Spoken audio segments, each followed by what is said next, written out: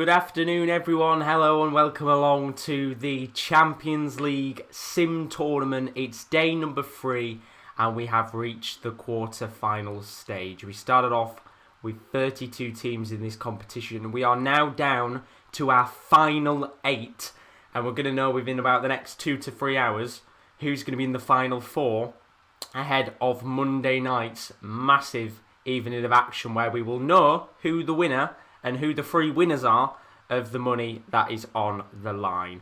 If you are new to stream as always and you have enjoyed these streams, don't forget to leave a like and subscription as we do push towards 2,000 subscribers on the channel. But first of all, I tell you what, PlayStation did not want me to stream today. I don't know what it was, but the PlayStation, my specific PlayStation, did not want to connect to the internet, and that would have been a real problem, hence why I scheduled the stream a little bit later, but I've got it all sorted.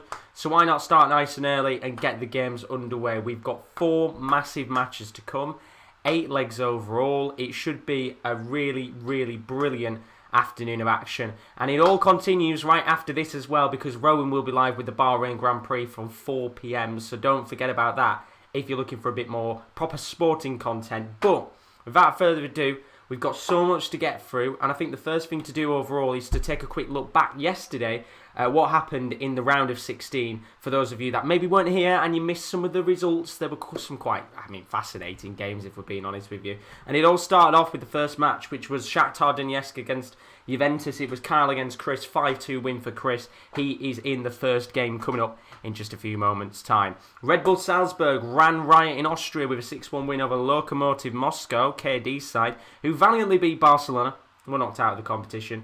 Very, very unlucky for him. Quite a humiliating scoreline. Real Madrid with a tight 2-1 win over Adam Soft's Atalanta. Rowan O'Connell through to the next round. He's got a brilliant clash coming up, which we'll talk about in a second. And then Liverpool with a 4-2 win over Spartak Moscow. Lee Laffen's side was certainly an interesting one. He played 5 up top in his game. It didn't work as maybe he wanted it to, but at the end of the day, he tried his very best. And then we had our evening fixtures, which, well, had lots of goals left, right and centre. 7 goals in 3 of the matches. And one of them was Chelsea against Manchester United. That was Mohamed Kader. He was up against Jordan Brennan. Big result for Jordan Brennan there with a 5-2 win. Then after that, we had another 7-goal thriller. It was Rory Fisher, 7-goal thriller against Inter Milan, and Kurt, Man United fan. 4-3 win in the end for RB Leipzig, including 4 quality goals. And even a quality goal from Inter Milan as well. It was probably the best game on the night. Manchester City in a 1-1 draw against PSG. PSG won that match on away goals. Very tight game between G6 and Nathan Hale, and credit to Nathan Hale. Xavi Simons, the young kid that he thought, why not stick him up top, actually got him the all-important goal that he needed. And then, of course, the last one on the board, Bayern Munich, who took on Lazio. It was a 5-2 win for Dylan Cleary's side. He's coming up a little bit later this afternoon. So that is the round of 16 in terms of what happened there. Obviously, the real question now is who's facing off against each other. Of course, we did this draw yesterday, and we will be doing the semi-final draw at the very end of this stream as well. As there's no evening session, we are going to do all 4 of these fixtures in one go. So, this is your quarter-final, and this is how it's going to kick off. Now, by personal request, I think I said it last night, by personal request, Rees Allen has asked if his fixture can be later to allow him to watch the game. I believe he's working, which means we've had to slightly jiggle around the actual schedule for today, which means that PSG and Juventus is going to be the first match of the afternoon. That's Nathan Hale up against Chris Welch. That game's coming up in just a few moments' time. That should be a fantastic match to watch. And then what about that for your second game? Bayern Munich and Dylan Cleary up against Real Madrid and Rowan O'Connell. You might have seen in the chat, he has personally tried to ask a few of the extra players in this competition to become assistant managers and help him out. He's going to need it because he's got a clash against one of the top sides in the competition. And then game number 3, another all-Premier League clash. If Jordan Brennan thought he'd got through it nice and easy against Chelsea, he's now got to face Liverpool in a brilliant match. That one's going to be Liverpool taking on Manchester United. That's our 3rd game of the afternoon. And then our final game is a Red Bull derby. It's Salzburg against Leipzig. It's Rees Allen against Rory Fisher. One of those teams is going to be making the semi-final. But the real question on everyone's lips is who is that going to be? Going to be quite a tough one indeed. If you are still part of this competition and you haven't sent in your teams yet, don't forget you still can. You've got plenty of time, and it would be greatly, greatly appreciated if you do so. As you can see on the screen right now, our Twitter is @the_top corner, and our Instagram is _sportscorner_. I really, really do recommend sending your teams in nice and early, and I can get them all set up. Although, I am going to assume most people will stick with what they've played with, knowing how well it's gone for them. And one of those is PSG against Piemonte Calcio. So without further ado, let's go into the first game of the afternoon. Let's not dilly-dally about, and let's get it up on our screen, because this should be an absolutely brilliant, brilliant tie. Two managers who, I've got to say, have had very tough runs in this competition so far. And we've got another tough game on the hand. Chris has said keep my team as it is, Josh, which I have done indeed for you.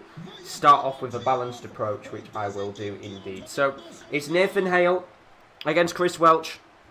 It's PSG against Juventus. It is a clash of the Titans, the Ligue 1 champions up against the Serie A champions. And, of course, as Nathan Hale has done throughout this tournament, as you can see, Xavi Simons is up top once again. He'll be hoping that maybe he can bag another goal in this competition, because the youngster certainly has been absolutely quality so far for PSG. Got, I think, an assist in the first match against Club Brugge, a lovely assist for Mauro Icardi, and then he also bagged that goal yesterday that was so key and crucial in what was a really bizarre match. That Manchester City game was a strange one. The Manchester City side really needed to go for it. Didn't actually opt to go all-out attack till about 5 minutes left of the match, and I think that's what cost them in the end. And Nathan knows, I think he will agree, that he dominated for large spells of the two legs. But in the end, it was a very, very tight result, and he did get through, and fair play to him.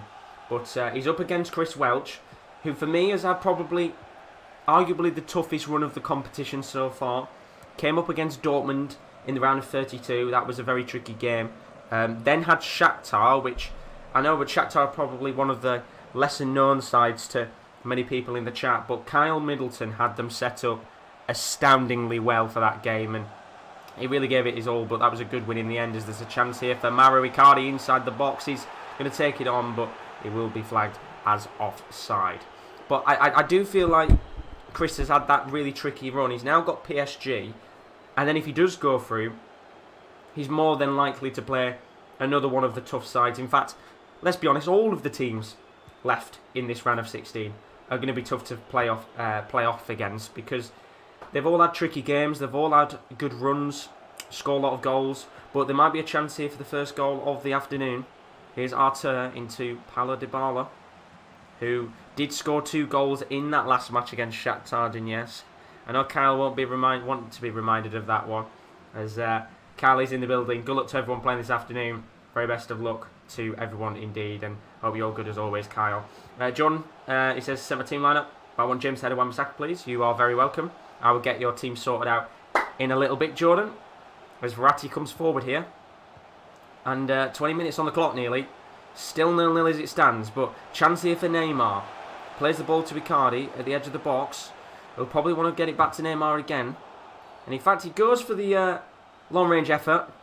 And it will be a handball. And a chance maybe here, just as we reach the 20th minute, for PSG to put the ball in the back of the net. As the Juventus wall link arms. As Dimski's in the building. He's put him in the house, Josh. Bring him on. How are we all doing? Hope you're all good. What I did forget to say as well is, if you haven't put your name down for the Europa League tournament, I'll talk about it in a second, because Neymar's going to take this free kick. Goes for it! Oh! Brilliant. That's all I'm going to say. Absolutely brilliant free kick from a man who, I think Nathan will agree, has not had the greatest of tournaments. But he's come firing on all cylinders. And just a superb free kick from Neymar. It's right into the top right-hand corner of the goal. It's brilliant. And Neymar finally delivers the goods in the tournament. And it's 1-0 to... Well, and it's a Piemonte Calcio there. It's 1-0 to PSG. And it's the Brazilian Neymar What a goal. Carl says I keep forgetting about that Juve game, but Josh keeps bringing it up. But thanks for that, my friend. Well, I won't bring it up anymore because we've got a game on our hands now, as Neymar has just put in one of the more beautiful free kicks of this tournament. We've seen some very good ones taken. Ulmer for Red Bull Salzburg put one in quite brilliantly a few days ago. But Neymar, with pure brilliance, and it's 1-0 PSG on the night.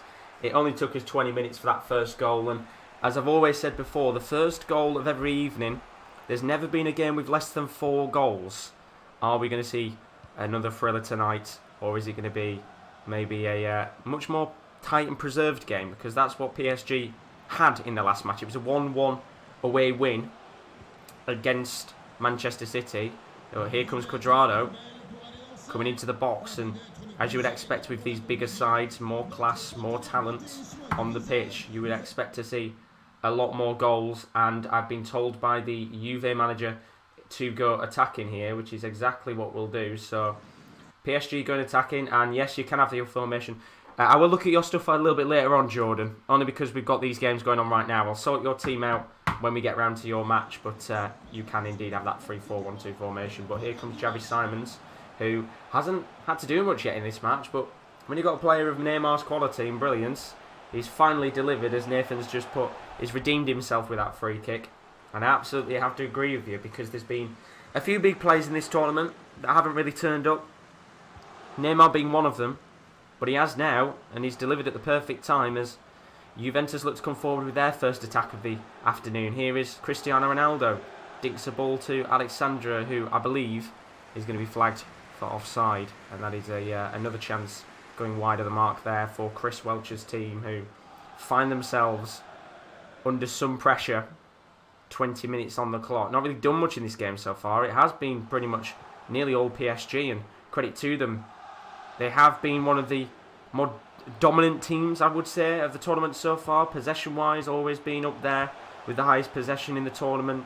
Never really giving much of an opportunity for the opposition to get into the game, as there's a long-range effort taken on, and it's straight into the hands of Szczesny in goal. And Tubbs has asked, are you on the TSC Insta? I am indeed. I am indeed. So if you want to send anything over, please do, and I will check it out in a second. Here's Cuadrado. Lobs the ball towards Dybala. Doesn't get to him in the end, and it will be cleared away. And now PSG look to come forward. The goal scorer Neymar comes forward to the left-hand side. Here's Neymar. Plays it into Marquinhos. Back to Neymar again. Going down the left wing. And, well, Juventus get the ball back there. Very good indeed. Here comes Dybala. Maybe one more chance in the match before we go to half-time. Ronaldo and Dybala linking up. And he drives through the middle of the Argentinian, but doesn't get anywhere. And the referee will blow the whistle for half-time. And it's 1-0 to PSG. And it was that moment of pure brilliance from Neymar. That is the difference between these two sides in the first leg. It took him quite a while to turn up in this tournament, but he's turned up in the end. And we will get underway as we've had a change here. And Morata has come on for Dybala. Don't know whether that be a change that Chris would have really wanted, but here he is.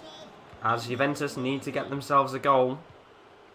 And of course get that away goal on the board. As Tubbs says he sent something. I will have a look at that in a little moment's time. As Arthur is going to push forward. Here's Chiellini. And Cristiano Ronaldo, if they can get a goal here in the first kind of 10 minutes or so, then that would be absolutely brilliant for Chris Welch's side, who have scored lots of goals in this tournament so far. Scored 5 against Shakhtar. He scored 4 against Dortmund. He has got a very clinical team, and here is Arthur who takes on the shot.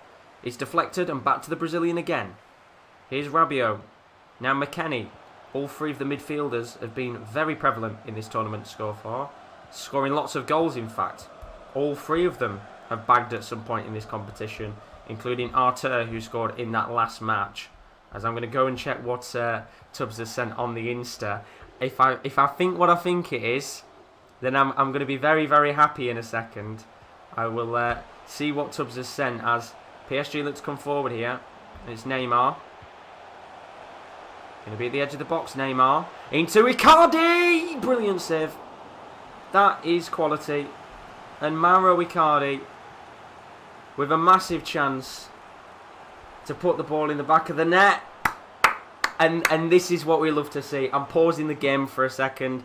The reason why I'm pausing it, where is it? I've been told by Tubbs to quickly just show this. Of course, if you were in the stream last night, you'll know that Tubbs was going to ask the question. I think everybody wanted to know whether he was going to say yes or no. Look at that. I don't know if you can see it or not. You absolute legend, Tubbs. You absolute legend. Congratulations, my friend. You're an absolute legend. I'm proud of you. And my Filipino brethren is engaged. That is absolutely awesome to hear. I know you were shitting it last night. I think anybody would be when you're asking the question. But well done. We love to see it as Javi Simons comes off the pitch for Sarabia. We don't love to see that. And we'll continue on with the rest of the game. But congratulations, my friend, as we've got half an hour left of this first leg.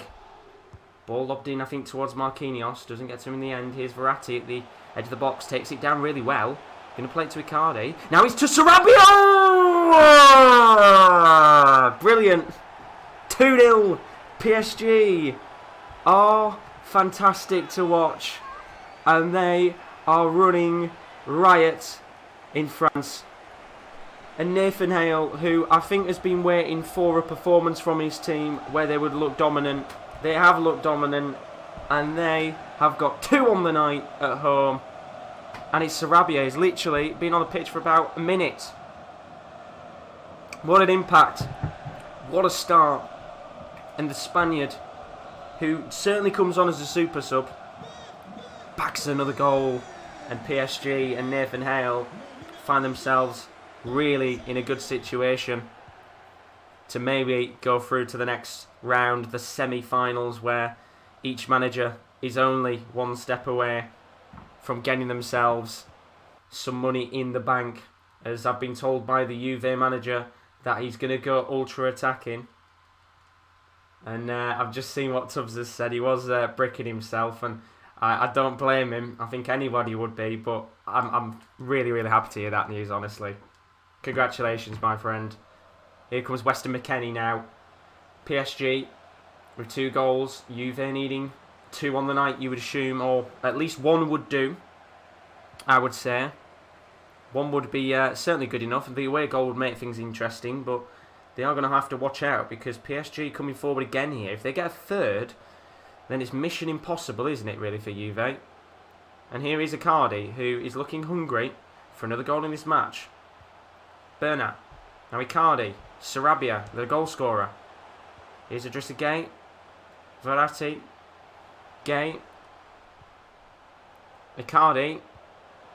Neymar. Into the box. Taken down. Referee says no penalty. I think there'll be a few people in the chat. Definitely Nathan there saying that should have been a penalty. But the referee's not giving it.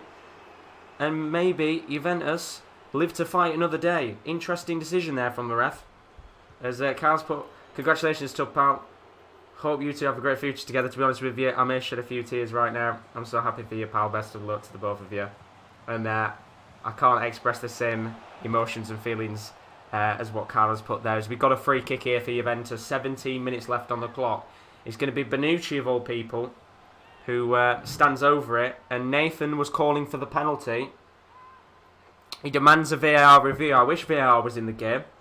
Well, they're saying that. I wish it wasn't in their Ultimate Team. And it's going to be Bonucci who stands over this. Well, not the player I would have put on the free kick. And we are going to have a change as PSG take off Neymar and bring on Julian Draxler. Good performance from Neymar tonight with that free kick. And Aaron Ramsey is going to come on for Adrian Rabiot. But Bonucci is standing over this. And if this goes in, my lord.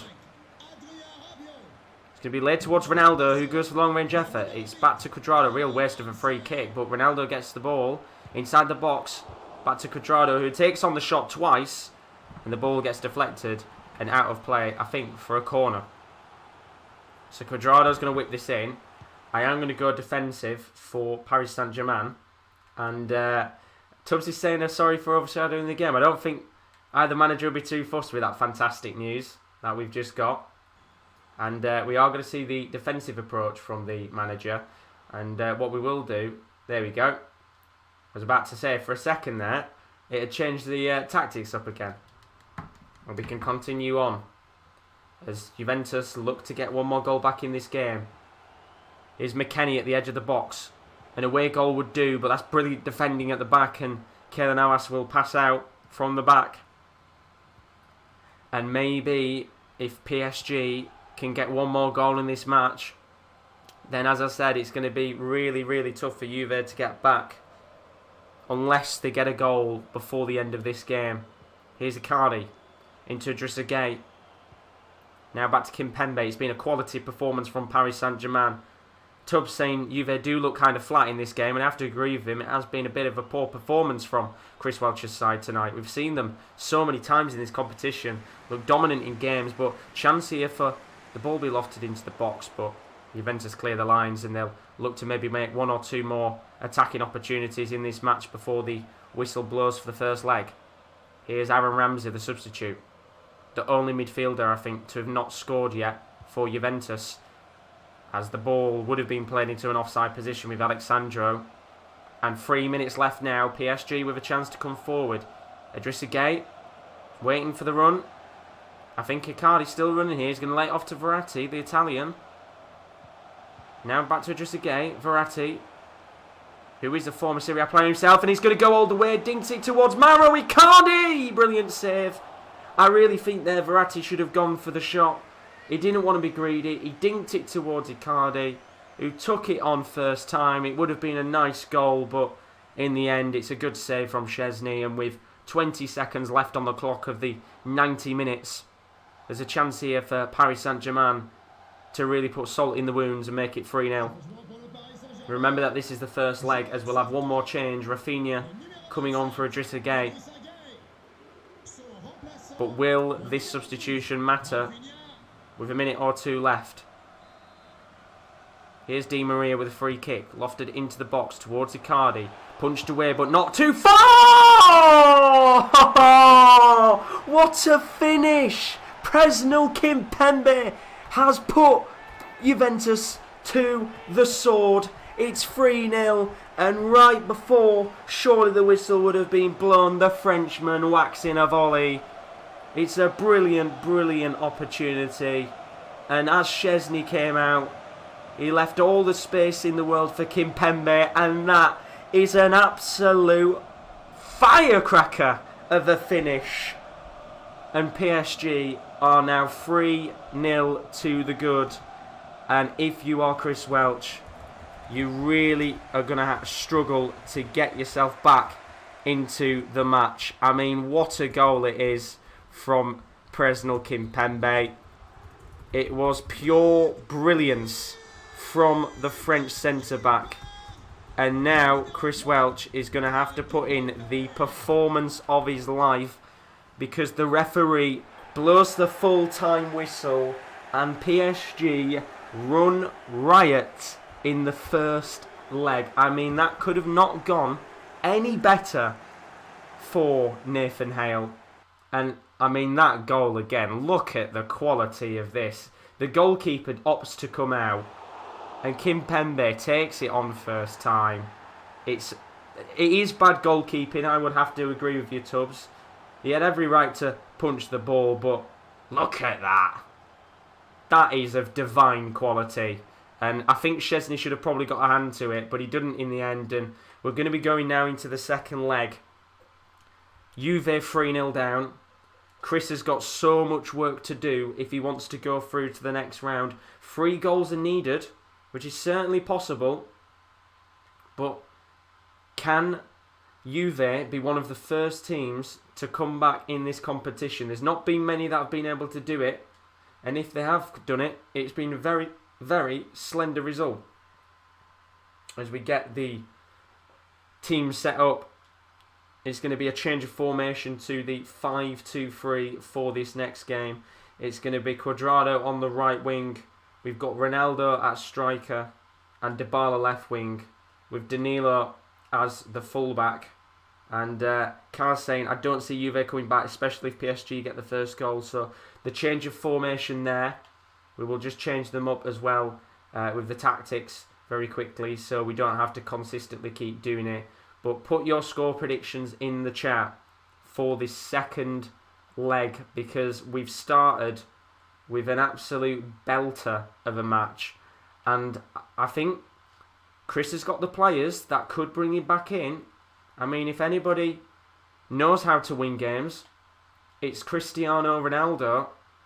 But, I mean, the quality of goals, specifically in the last 2 days, have been unbelievable. Absolutely unbelievable. As that's a Cristiano Ronaldo's up top. Let me just sort that out for a second there. No, you did want Ronaldo up top. Yeah, that's fine. So let's get into the game then. McKennie and Arthur as midfielders, ultra attacking. So Rabiot won't play. McKennie comes on. And ultra attacking. Very best of luck to both managers here. Let me get the aggregate score up on the screen.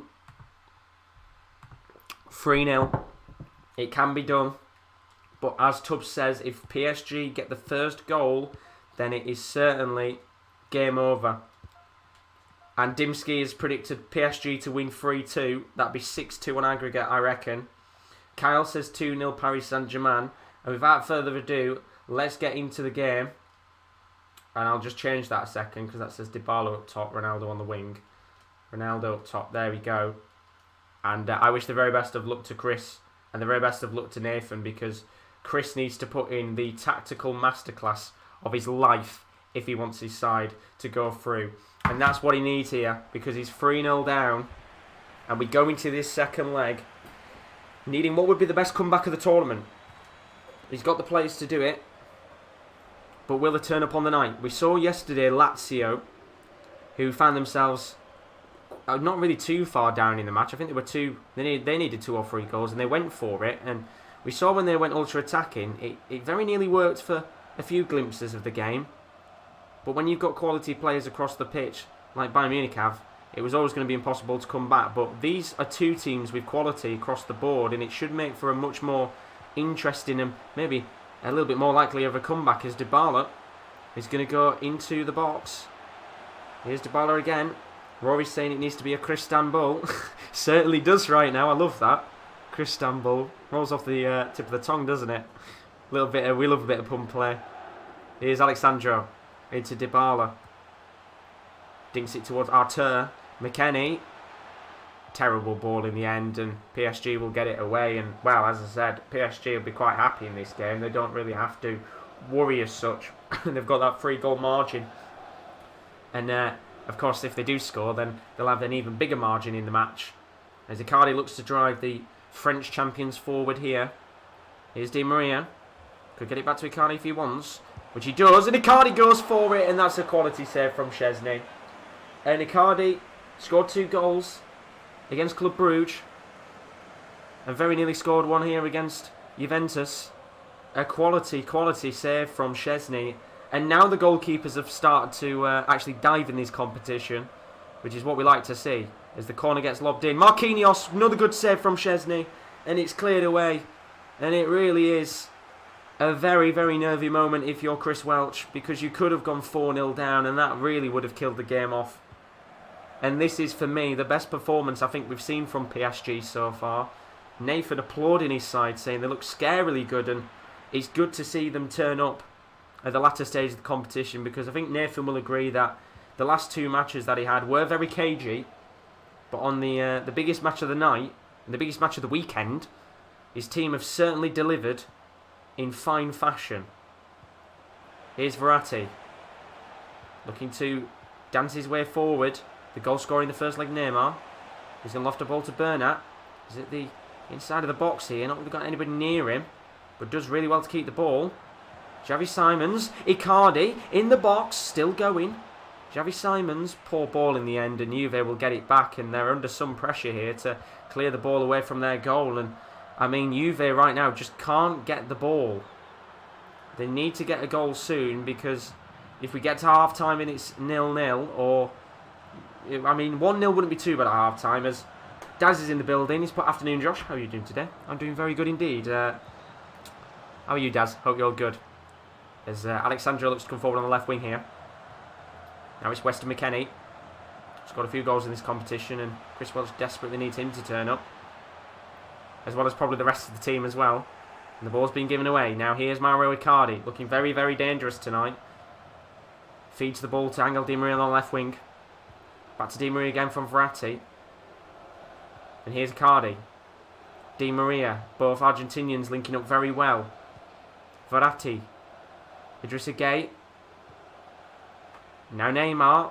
Scored in a very similar position when he got a free kick earlier. But he's going to take on his man. And goes for the outside of the foot shot. And it very nearly comes off. And again, Juventus having to hold on for dear life. And they need to be the team that attack in this match. But it looks like PSG want a goal more. But here comes Alexandro. Bombing down the left-hand side of the pitch. Tries to take on Danilo Pereira. And the Portuguese CDM playing as a centre-back does an exquisite job at defending. And PSG will look to come forward again. I mean, you've got to say, in this first 35 minutes, PSG look like the side that need to score. And they don't. They've got three. They can sit back and relax, but they're going for it. As Dybala looks to bring on a good attack for Juve. Because they've not had many good ones so far. I think they've not really had a very good attack, or an attack in general. And here is Sandro now. Plays it to Cristiano Ronaldo. McKennie's got it. Back to Ronaldo again. McKennie. He's going to drive into the box. He's got no one to lay it off to. Here's Sandro. Tries to play it to Ronaldo. And look at the defending from PSG. This is top-notch defending from the French side. And now they can hit on the break. And here comes Angel Di Maria. Look at the space for him to run into. He'll cut in. And he'll hold the ball. Plays it to Verratti. And good to see that you've won some money, Daz, on the boxing. And Tubbs will be back in a little bit for dinner. Have a good lunch, my friend. There's a ball towards Xavi Simons. And for a second there, I think maybe Nathan was going to get excited because Xavi Simons was through. But the referee blows the whistle for half-time. And if you're Chris Welch, that is not the performance you want to see from your team. It's not good enough from a team that is supposed to be all-out attack. They've not scored yet, and it's 0-0 in the second leg. And Nathan will be happy with that. Chris will be fuming with his team, who've just not turned up in this two-legged tournament. As you can see, Piemonte Calcio, no shots at all. It's gone. Chris has asked for all-out attack. There isn't all-out attack on this game anymore. The only one you can have is ultra-attacking. But, yeah, ultra-attacking is the highest you can go. They got rid of the park the bus and the all-out attack, like the in-game options. And I never understood why. Because, like, ultra-attacking and all-out attack are very, very different to each other. Do you know what I mean? Like, ultra-attacking, yeah, you'll push numbers forward, you'll still keep people back. All-out attack, then everybody pushes up the pitch. So I don't get why they got rid of it in the end. Just like ultra-defensive. There's ultra-defensive and there's part of the bus. I feel like they're both very different things to each other. But we'll go into the second half in a moment. I'm just going to wait just in case to see if Chris is looking to make any changes. He will say for Ronaldo and Dybala to swap. So Ronaldo will go onto the left wing and Dybala will go up tops. Is that going to be the difference that Chris needs in this match? So there we go. Ronaldo left wing, Dybala up top. Ronaldo not really done much in this tournament. As I've said before, scored 2 goals in the competition. And funnily enough, both goals were pretty much with the last kick of the last 2 matches. As we do get underway with the second half. And Juve have the biggest mountain to climb. It's 0-0 as it currently stands. And Will saying, unlucky Chris, this tie is a wrap. It's going to be so tough for 3 goals in 45 minutes. It would surely be the greatest result. But with the way that PSG have set up, the way that Nathan's got his team playing, I have to say this is a quality performance. And if he can keep this standard up for the rest of the competition, then he's going to be a very, very tricky opponent to play in the semi-finals, which, of course, we will be drawing a little bit later on this afternoon. Here's Neymar. Might take it on the edge of the box if he wants to. He's actually going to try and dance his way through the defence, and he lays it off to Idrissa Gueye.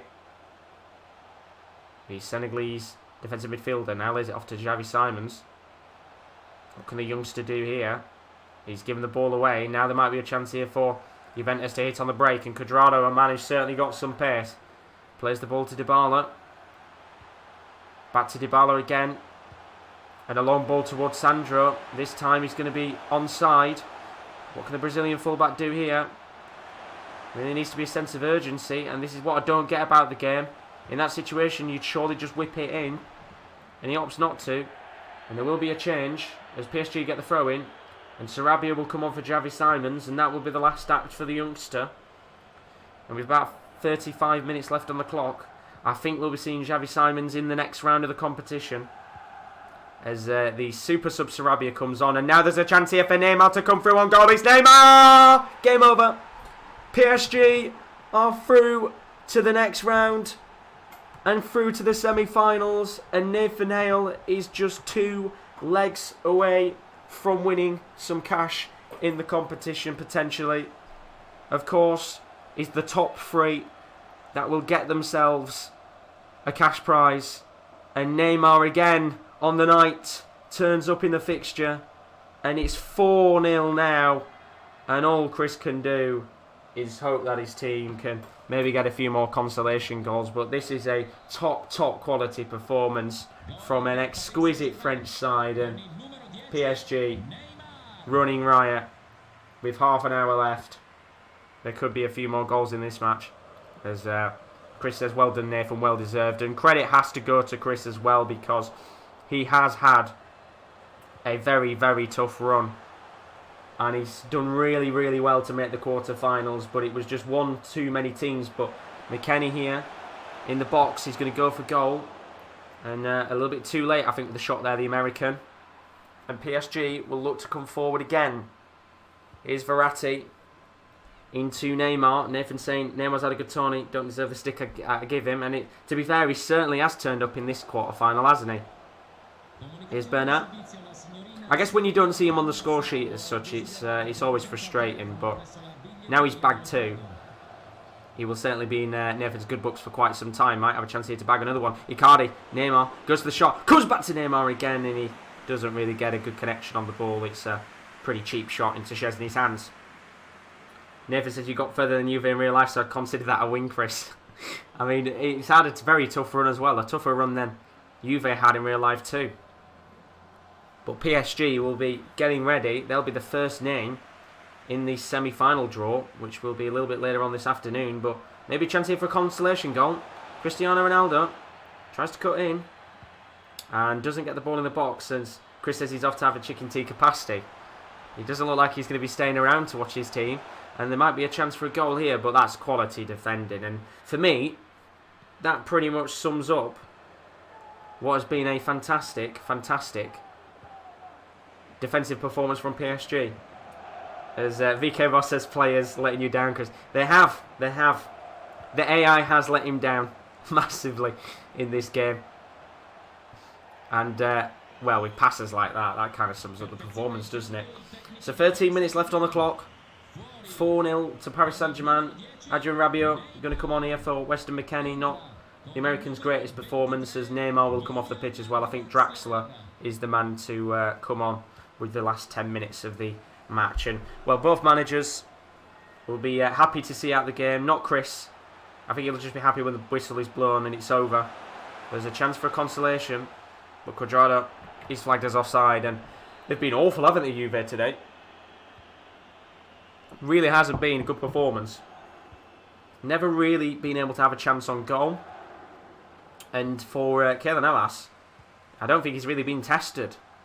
He could have got the deck chair out and sat back, because PSG up top just passes like that. I've never seen passes as bad. It's awful. And 6 minutes left now before our next game, which we'll be talking about in a few minutes. And what a match this one is going to be. It will be an absolutely brilliant match, and we'll talk about which game it is in a moment. But here comes Mauro Icardi. Maybe a chance here to make it 5-0 on the night. Ball lofted long to Sarabia, who was the super sub in the previous game. Doesn't get the header on the ball now, and maybe a chance here for Juve to push up the pitch. Here is Cristiano Ronaldo. Now to Dybala. And here's a chance now for Cuadrado. Ball cleared away. And out of play for a throw-in. VK Boss says, I really think PES would be more exciting. Maybe we could give it a try. I did a PES tournament for the Euros, VK Boss. It's not too bad. I think the thing is, both FIFA and PES, they both have their issues with simulation tournaments. I'd actually say FIFA's probably got more issues than PES. But in terms of like the licensing and stuff for like the Champions League, it's so much easier to just do it on FIFA than it is PES. But I am definitely going to do a Euro tournament as well. Again, we'll do another Euros a little bit later down the line. But overall, what a win for Paris Saint-Germain. It is a resounding 4-0 aggregate win against Juventus, who, as I said, never really turned up in this two-legged affair. And in the end, you've just got to admit that PSG look hungry for success. It is a quality performance. And overall, a massive congratulations to Nathan Hale, who does go through to the next round. And a big commiseration to Chris Welch, who, as I said before, had a very, very tough run in this tournament. Came up against multiple of the big dogs, but just couldn't get past PSG. And overall, Nathan Hale, I tell you what, turned up at the right time, didn't they? But we're going to move on into our next match in a second. Is Rowan in the building? Because our next match is Bayern Munich versus Real Madrid. What a game this is going to be. I'm going to go and set the teams up. If Rowan is in the building, I will sort his team out now. If he's not, then I will stick with what he played with last time. But that game's coming up in just a few moments' time. Bayern Munich taking on Real Madrid. This game is going to be an absolute barnstormer. Don't go anywhere. See you in a few.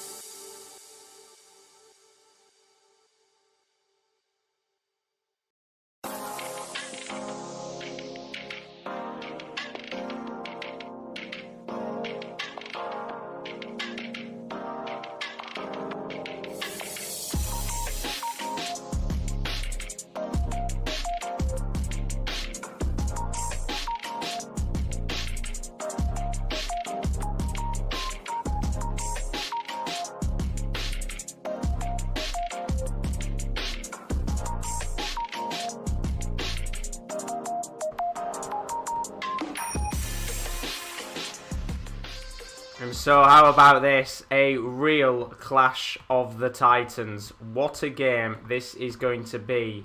Bayern Munich taking on Real Madrid. The quarter-final lineup just continues to mesmerise with brilliant, brilliant games. And if you just missed it a moment ago, we've had our first quarter-final of the afternoon. It was PSG against Juventus. PSG running out 4-0 winners on aggregate against Juventus. Nathan Hale is the first man through to that semi-final, which of course will be taking place alongside the third place playoff and the final tomorrow evening. But who's going to go through with them next? Dylan Cleary coming up against Rowan O'Connell. It's Bayern Munich against Real Madrid. This game should be an absolutely brilliant, brilliant match. And don't forget, there's more games to come this afternoon. We've still got 2 more matches to come up as Liverpool take on Manchester United in an all-Premier League clash. Once again, Jordan Brennan against Premier League opposition. This time, it's Will Peat.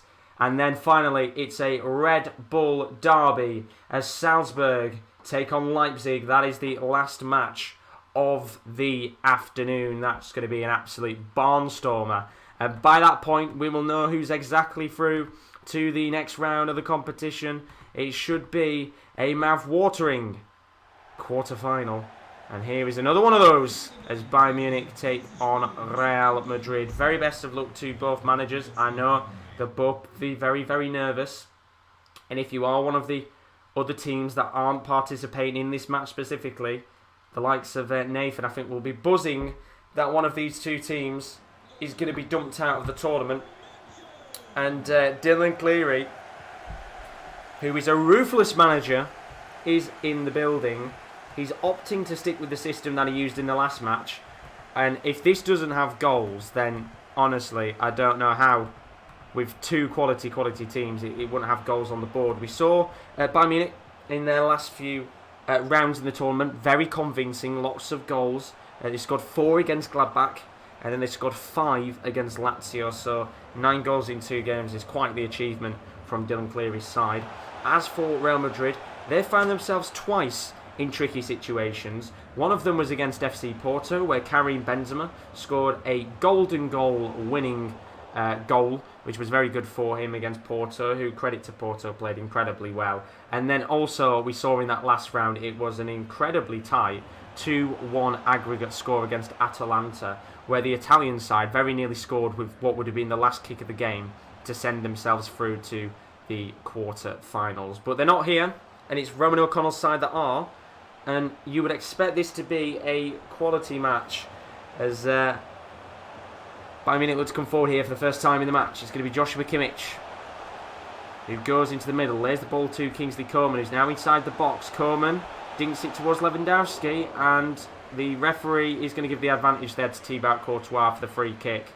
And of course, had the ball gone over the line, that would have been given as a free kick anyway. But Real Madrid, they haven't really been too convincing in this tournament, and I think they need, very similar maybe to like a PSG, they need a good result, and a very convincing one for me.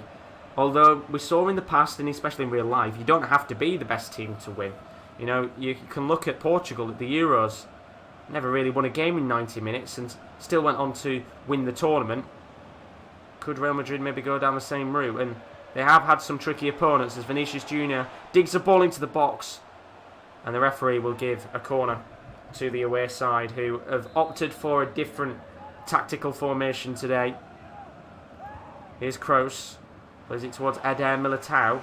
Header away, but it will come back to Toni Kroos again.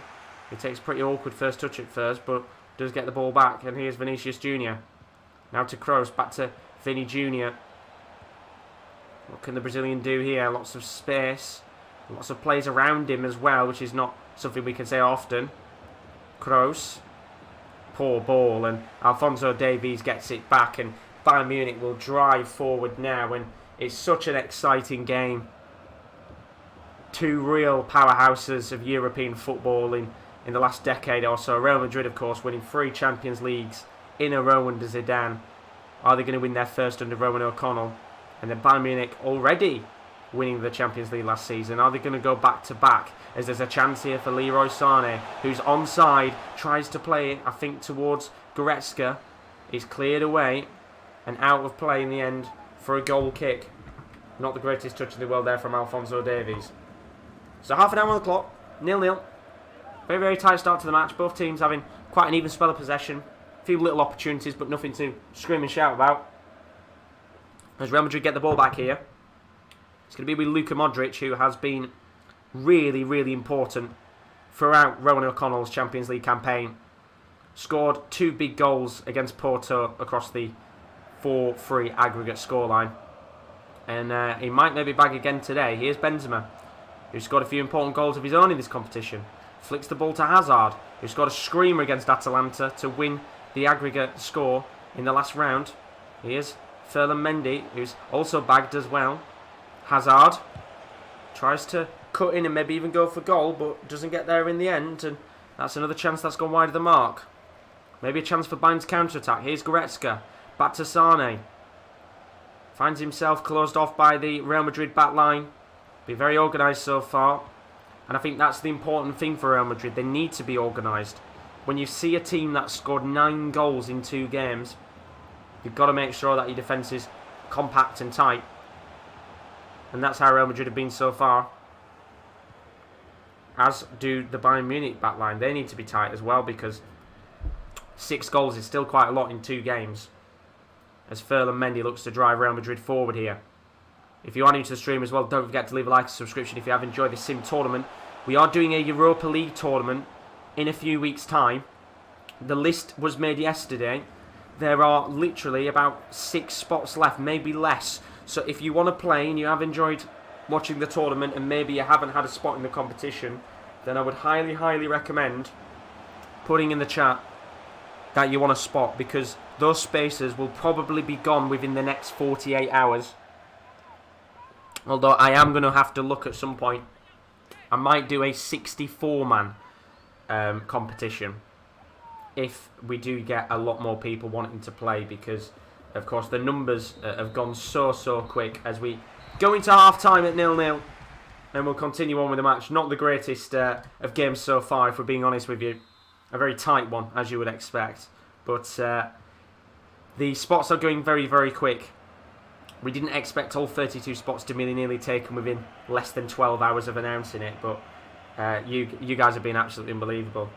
Can you put Dylan and I for the 1 spot? We're housemates, of course we can. If Will's in the chat, he's making the list for it, then do put Lee and Dylan down, and they'll go for it together. Combining up the managers. You'd love to see it. Here comes Joshua Kimmich though, now to Serge Gnabry. Bembo is my name down for the Europa League. You'll have to ask Will, because Will's currently writing the list. Well, I was saying as we speak. He's not as we speak, but he's got the list, so he will know who's down and who isn't. But if you do want that spot, put it in the chat. And if Will is in the building, he'll get that list sorted out. If not, I'll start noting people's names down that maybe haven't asked, and we'll get all you guys down. As I think, to be honest with you, I don't think there's going to be many spaces left by the end of this evening, which is crazy, and that's why I'm thinking I might have to boost it up to 64 man, and we do 1-leg fixtures. Here's Leroy Sané into Alphonso Davies, back to Sané again, now back to Davies. Both Sané and Davies linking up very well here, but not really moving forward up the pitch. It's been a bit of a struggle so far for either team to break each other down, and that's not something we've been able to say often about this Bayern Munich team. They have had lots of opportunities in games, and this might be one of them. Long ball to Sané, who does get a touch but doesn't keep it in play, and that will go out of play for a goal kick. And with half an hour left on the clock, there is going to be a change as Muller comes on, Gnabry comes off. Will we see any opportunities from either side, or is this going to be a stalemate? As Bembo's put, he wants to be in the tournament. Well, I will have your name noted down, my friend, just in case Will hasn't put you down. I will ask Will a little bit later on to send the current list over, as the ball's lofted in here, and it's a simple save for Manuel Neuer. I wasn't going to announce the tournament until the end of this tournament is done. It won't be for a few weeks, by the way. As I said, it might be about 2 or 3 weeks. We need to find a time, specifically when we're going to be a bit more free, because of course watch-alongs and stuff will dominate. As I've been told by Dylan to get the boys on attack, which there we go, they are on attacking now. Get them going. See if they can maybe get something in this game, because the mortar has been pretty slow, hasn't it, so far for I think both teams. I don't think Real Madrid will mind that,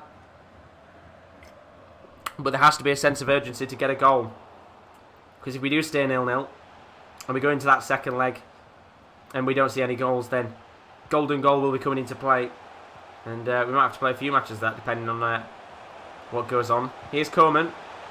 He's going to get tackled, and that will go out of play for a corner with 20 minutes left on the clock. And there will be a change here for Bayern Munich as Alphonso Davies comes off, Douglas Costa comes on, and then Federico Valverde will come on for Toni Kroos. So 2 changes for both managers, and with 20 minutes left on the clock, we're going to have a corner here, which Muller gets a head on to, but it's straight into the hands of Thibaut Courtois. And Courtois had a fantastic last match against Atalanta. Made lots of key saves, including that last-minute chance. I think it was from Robin Gosens, who should have probably put the ball in the back of the net, but Courtois with an outstanding save. As Rowan O'Connell has requested some changes, please, with about 16 minutes left on the clock. Still enough time maybe to go out there and get himself something on the board, but you've already had one change made, and that is Federico Valverde coming on, so you have got 2 more subs left, which we'll see what Rowan does in just a moment's time. Of course, big moments here for both managers. If you go in at 0-0 in the first leg, then it's not too bad, I guess. You're both still well and truly in there. But if one of these teams goes in at 1-0, then whoever is the opposition manager is going to find themselves maybe having to go a little bit more attacking than they would like to. As we just wait for Rowan O'Connell to make his changes here. And you can see change of system from Rowan today, opting for a 5 at the back. Whether that is to counter the tactics of Bayern Munich, that is another question to be answered by the manager himself. But let's see what Rowan does here as we wait for the changes to be made. He's got a few players he can bring on. He's got Asensio, Mariano, Marcelo, Fernandes and Lunin all on the bench. And it's going to be Asensio coming on for Vinny Jr. and Casemiro will come on for Modric. So 2 changes there from Real Madrid, and Bayern Munich also opting to go ultra attacking in this match. So Bayern Munich looking to go for it, and that is ultra attack on, but will it work with about 15 minutes left of this game? So both managers make the changes that they require. Here's Lewandowski, going to chip the ball to Goretzka, hits it long for Costa, but the ball in the end is just not good enough, and 15 minutes left on the clock. Still 0-0 in this first leg as the changes are made for Real Madrid. There will be no more changes for Rowan to make. But as Lee said, it is a very tactical match, this one. Both managers looking to out-tactic each other, and fair play to them. They've got every right to, especially at this stage of the competition. You'll slowly start to feel like you might be on board to win it as time ticks on. Here comes Eden Hazard. Takes the ball down. Casemiro, back to Hazard again, but he will be offside. And the Belgian, who scored an absolute screamer against Atalanta, has not really done much in this game so far, as Eric Maxim Choupo-Moting comes on for Leroy Sané. Probably not one of the subs that the manager would have made, but he's on the pitch, and a few times now in this competition has Eric Maxim Choupo-Moting come on and maybe got himself an assist on the board. Can he do it again? Here come Real Madrid. Dani Carvajal at the edge of the box. He drives into the middle of the pitch, and it will go out of play for a corner, and this is a very, very tight match. It's going to be Hazard with the corner. Plays it short to Carvajal. Lobbed into the box towards Sergio Ramos. Comes back to Carvajal again. Here's Eden Hazard. Finds himself in the box towards the near post. Back to Carvajal. Still going Carvajal, and he takes the shot on, but good defending in the end, I think, by Jerome Boateng and Alphonso Davies, tightening up against the Spanish fullback who so nearly opened the scoring with 3 minutes left. So still 0-0 in this match. I think both managers wouldn't mind it being 0-0 as they're still well and truly in the game, but Bayern Munich here maybe with one more opportunity to come forward as we reach the 90th minute. Here is Robert Lewandowski. Reese is in the building, you haven't missed it. I purposely scheduled your match to be last, So you were able to see it, like you said yesterday, as might be one more chance here in the game. Referee will surely blow the whistle now. 1 minute of additional time is being played, but he's going to allow Benzema to come forward, and he won't, because that is full time of the first leg, 0-0. And well, you've got to say, I think both managers will be okay with that result. Maybe not happy. I think okay is probably the best way to put it. Both managers well and truly still in the game, and I think that's the important part. But overall, we go into a stalemate in the second leg, and I think both managers will be quite fine with that, as we'll go and get that second leg set up now. It's going to be a tough one to call, and yet again, Real Madrid finding themselves in a really, really hard-fought match, and this one is a completely understandable hard-fought match, isn't it? You know, at the end of the day, it was always going to be tricky to come into a match like this and maybe be able to take them on. So Dylan says ultra-attacking from the start. Roman wants changes to his bench. These are the players that you've got on the reserves, and that is your bench. So let's see what Rowan does with his bench, as Dylan Cleary's going to try and hit instantly on the ultra-attack when we get into the second leg. But yeah, we've still got 2 more games coming up. Of course, the next match is going to be a very, very big game. It's an all-Premier League affair. Manchester United up against Will Peat and Liverpool. Will Jordan Brennan put in another convincing performance, or will Liverpool, who've looked quite dangerous themselves, be able to put the ball in the back of the net and knock Jordan Brennan out? And then, of course, the Red Bull derby right at the end of the afternoon's proceedings before that semi-final draw. So Vasquez will go on the bench for Marcelo. That's the first opted substitute to go onto the bench. And then, of course, there's a few other players as well. There's Isco, Rodrigo. But I think that's the only one that Roman's going to change. In terms of what you missed, Lethal, or Reese, as I would usually call you, 4-0 win for Paris Saint-Germain against Juventus.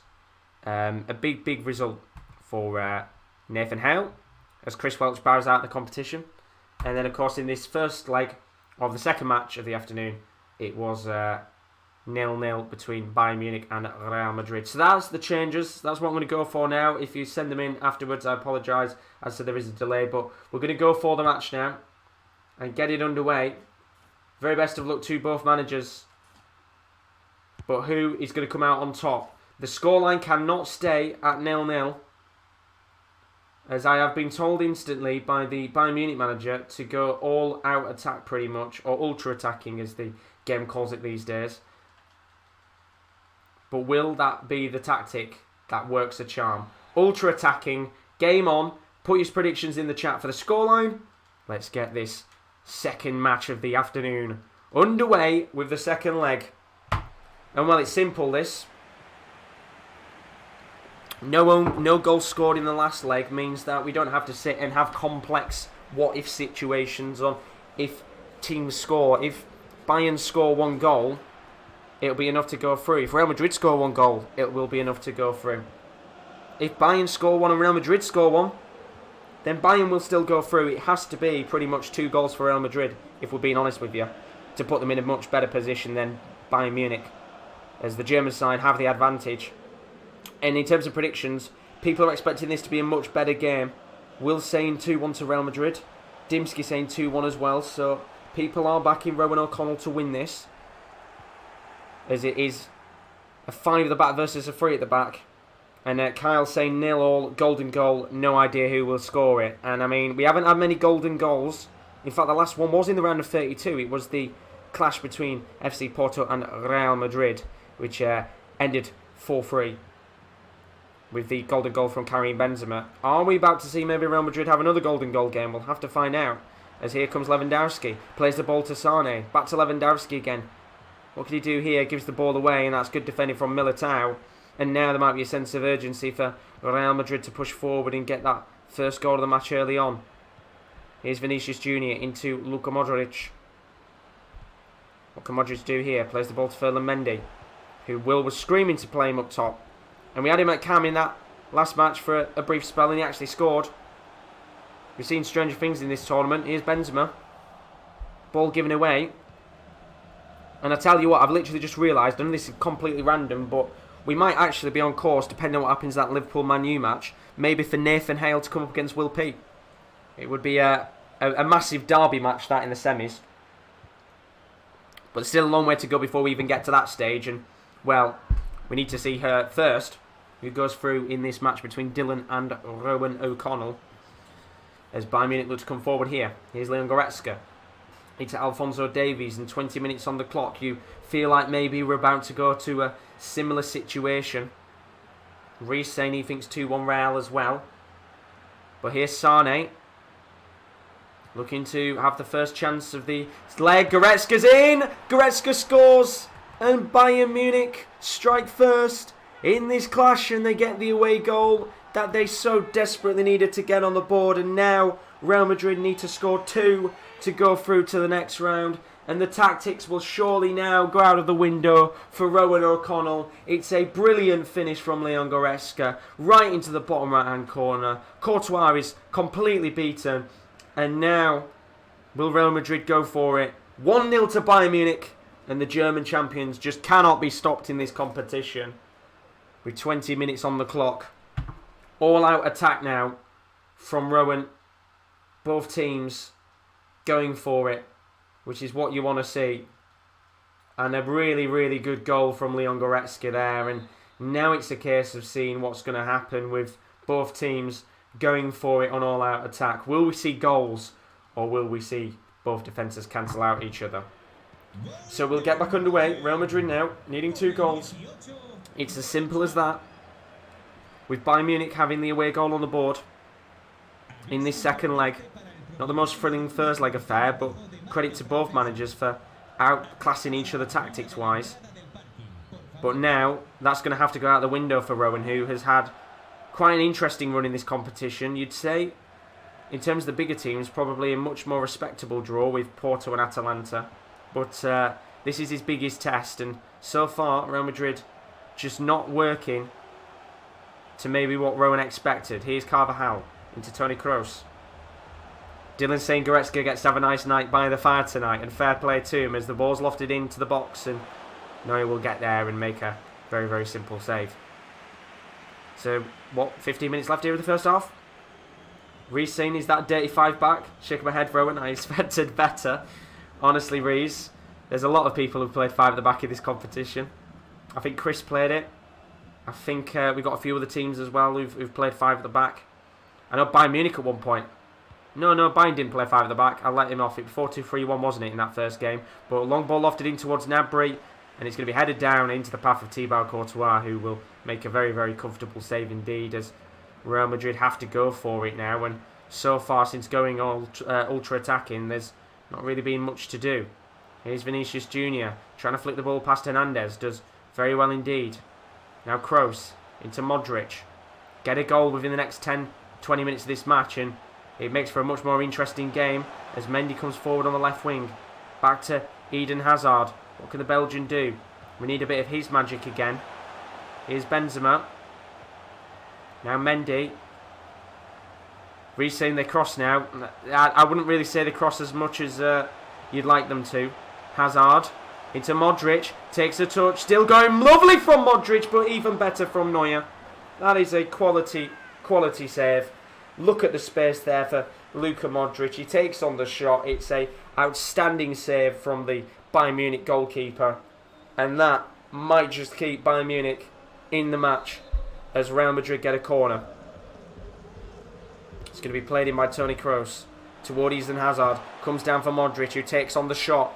And it will go out of play once again for a corner. And this is much better from Real Madrid. And it's Luka Modric again, who is really trying to get his team back into the match. But will he be able to do so?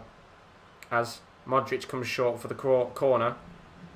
Kroos looking like he's going to whip this one in. We'll have to see what he does in the moment. He's actually going to play it short to Modric. Will Modric deliver it into the box? Keeps going, Modric. Maybe does a little bit too much in the end and gives the ball away. And now Lucas Hernandez, the centre-back / full-back, will look to push Bayern Munich up the pitch. Here's Leroy Sané. Now into Kingsley Coman, the scorer of the Champions League technically winning goal against Paris Saint-Germain. in the real-life final. Can he score a winning goal in this game? Here's Davies.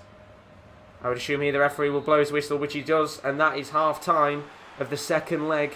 And Real Madrid find themselves in a tricky situation. 2 goals are needed in this match if they are to go through to the next round after Leon Goretzka's brilliant finish. And in the end, it's Real Madrid 0, Bayern Munich 1, and the German side are 45 minutes away from the next round and the semi-finals, as I've been told to make some changes here. Vasquez and Asensio to come on for Kroos and Modric. So 2 changes in the midfield for Rowan. He's bringing on the wingers. Of course, Asensio can play as a midfielder. Vasquez, well, has played as a right-back, hasn't he, this season? But he's going to be playing as a midfielder for now. And Rowan O'Connell here, really putting everything on the line, as you would expect at this stage of the match. So Dylan says, even if I make it to the final of this tournament, I expect to become the standard for the next cup. Oh, God. Well, there's 45 minutes before that. Maybe even longer, as the 2 substitutions are made. And Real Madrid have got to put on the 45 minutes of their lives. It hasn't been the most exquisite of runs from Real Madrid, not the most convincing in all of their games, but they have to be convincing now, and they need to stop Bayern Munich from scoring any more goals while they try and score 2. So lots of work to be done as we get underway with the second half of action. And there's also going to be another change here. We're going to a back 4. We're going 4-2-4. That's the approach from Roman O'Connell here. Let me go and sort that out. So we'll have Eder Militao coming on. We'll have Militao who's on the pitch. So 4-2-4 here. And the approach is going to be a little bit like this. So Mariano will come on. Militao in that back 4. Which, as you can see right now, I would assume... Well, Mariano, comes on for Militao. My bad. Let me get that changed up very quickly. So it'll be like that. Get Mariano on there. Do that. Do that. And that's perfect. So 4-2-4 for Real Madrid in this match. Bayern Munich, as Lise put in the chat, are still on ultra-attacking. And it's going to make for a grandstand finish. I wonder if Dylan Cleary is thinking in his head, maybe, by staying on ultra-attacking, he'll be able to break down this Real Madrid side that have got to go for it a little bit more than they do. Here's Asensio. Flicks a ball to Eden Hazard. Lovely ball towards Benzema, but it will be offside in the end. And we will have that substitution as Real Madrid opt to move to a 4-2-4. And this is a massive call from the manager. We haven't seen Mariano in this competition yet. But he's been on the bench, he's been primed and waiting to come on, and if he can make magic, which he lobs a ball to Asensio, and it's a good save, but he's offside. And for a moment there, I thought we were going to see a little bit of magic, but yeah, you can see 2 runners there offside and a little chance for Real Madrid. But Mariano, not played a game yet for Real Madrid. If he comes on in this match and provides the difference or scores, then I think he'll go down in folklore. But there's a bit of defending here to do for Real Madrid first, because Alphonso Davies lobs the ball towards Leroy Sané. It's 2-0. And surely now, Bayern Munich are semi-finalists.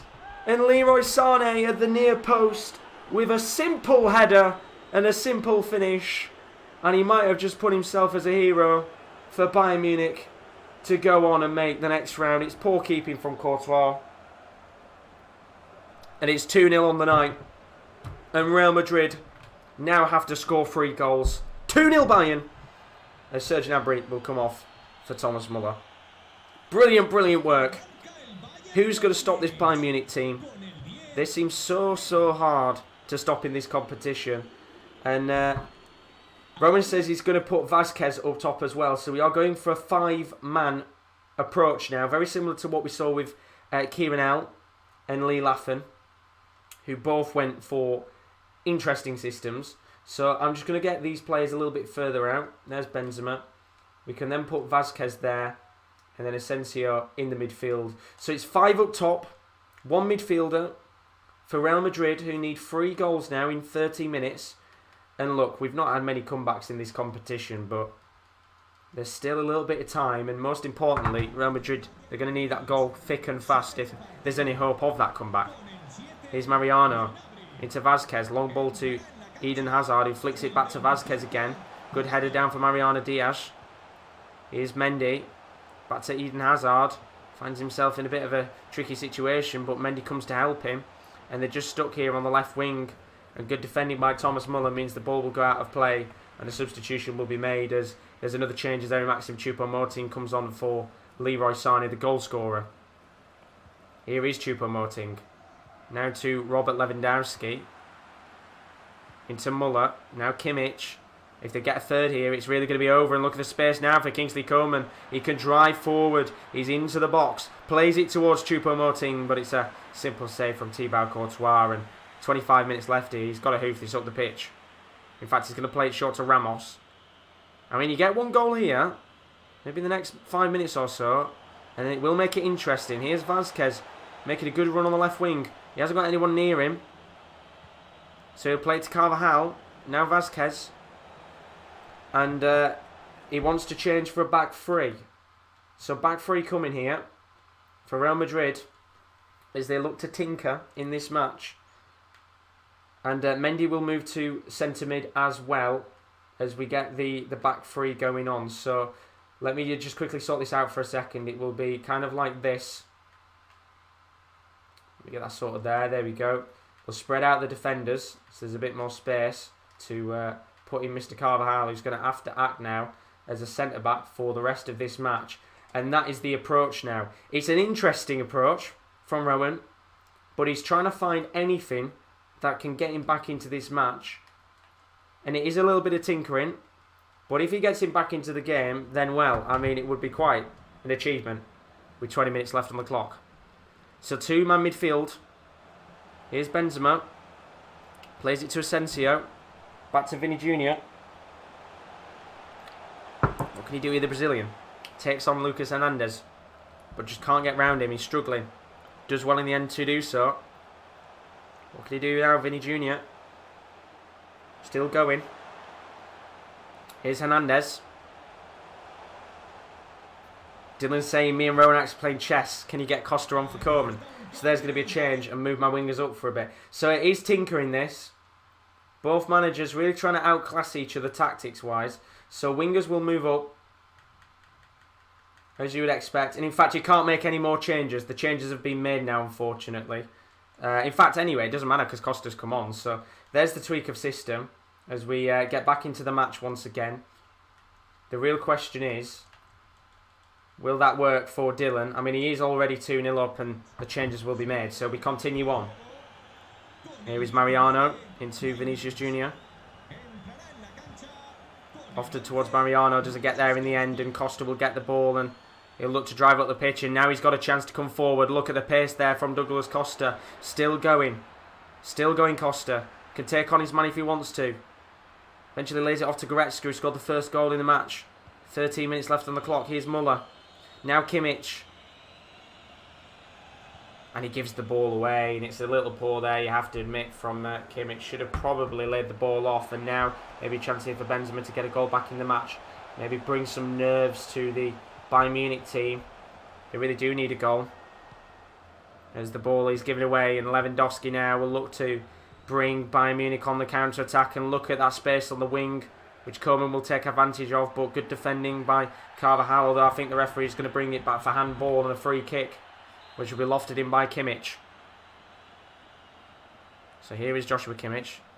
Plays it to Coman. It's going to come down in the end, I think, for Douglas Costa, but Ramos will defend.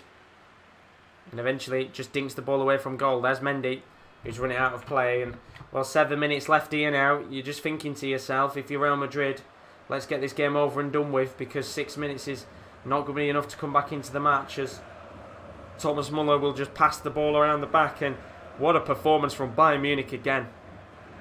Arguably the hardest, well, I'm not even going to say arguably, definitely the hardest match they've had of the tournament. Real Madrid have tried everything to keep them at bay, and even they couldn't stop this unbelievable Bayern Munich side, as flag is up there for Karim Benzema for the offside call.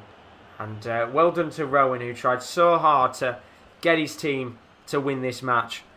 But Rowan will be bowing out of the competition at the quarter-final stage. And Bayern Munich will be going through to the semi-finals. But maybe can Rowan get one more goal before the match ends? Or could Bayern Munich make it free? And Rowan saying there, GG to Dylan, tactical masterclass. Might be a chance maybe to get a goal before the end. 20 seconds left on the clock here. Long ball to Vinicius Jr., which will go out of play. And that will be that. Bayern Munich, who have been so fantastic in the competition so far, have got themselves through to the semi-finals. Who's going to stop this side? They seem so hard to beat. Dylan has got them tactically set up so well.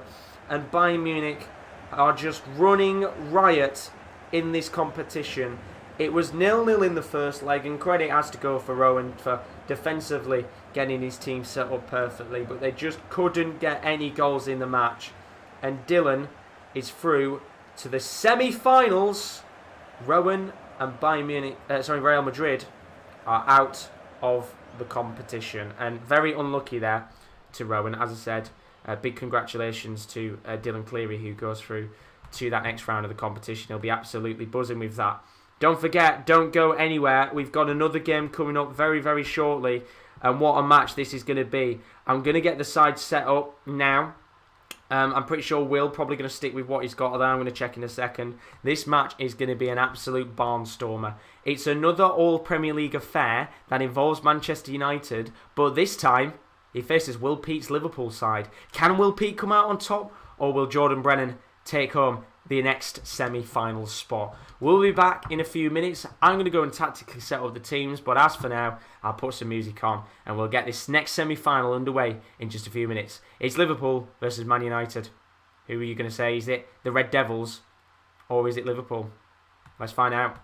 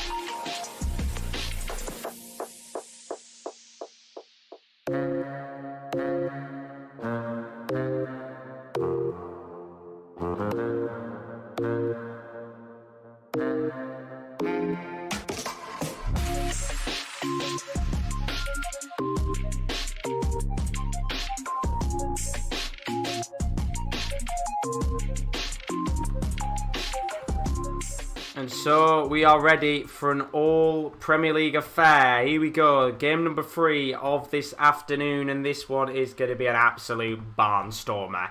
It's Liverpool who take on Manchester United. It's Will Peat against Jordan Brennan. It's going to be a very, very good game indeed because Natty Phillips is up top still. I believe Will's going to stick with the same system as what he used last time. Very best of luck to both managers for this one. Change the system again for Manchester United, which is really interesting because this is now kind of the third time that they've changed their system in the competition, and it seems to be working a charm. Manchester United have done so good so far, lots of goals on the board. As for Liverpool, they've had a few tricky fixtures themselves, but both matches they came through 4-2 victors. Are they going to come as 4-2 victors again? It was a good performance from Sadio Mane last time, and Natty Phillips, of course, is up top once again. As we get underway with this fixture, Liverpool against Manchester United, it's going to be a barnstormer as it's an all-English clash. Liverpool are going to start on attacking, and we'll get that sorted out. I have done your team indeed, Jordan, and without further ado, let's get this match underway between these two brilliant Premier League sides, and it is a tasty affair, if I say so myself. It's Jordan against Will, and of course it's a brilliant clash against some of the top Premier League sides.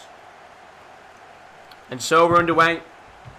Liverpool at Anfield, Manchester United in their white kit, playing a very similar system to what they played against Marseille. They scored 6 goals in that match and put in a really good performance in that game. And then of course Manchester United scoring 5 against Chelsea and Mohamed Kader's side. That's 11 goals in the competition. Of course, Manchester United still have the most goals scored by any player. Second most, behind Bayern Munich, which is a staggering stat, considering they've only played 2 games so far, and they've got a chance to certainly improve on that record as the game continues on today.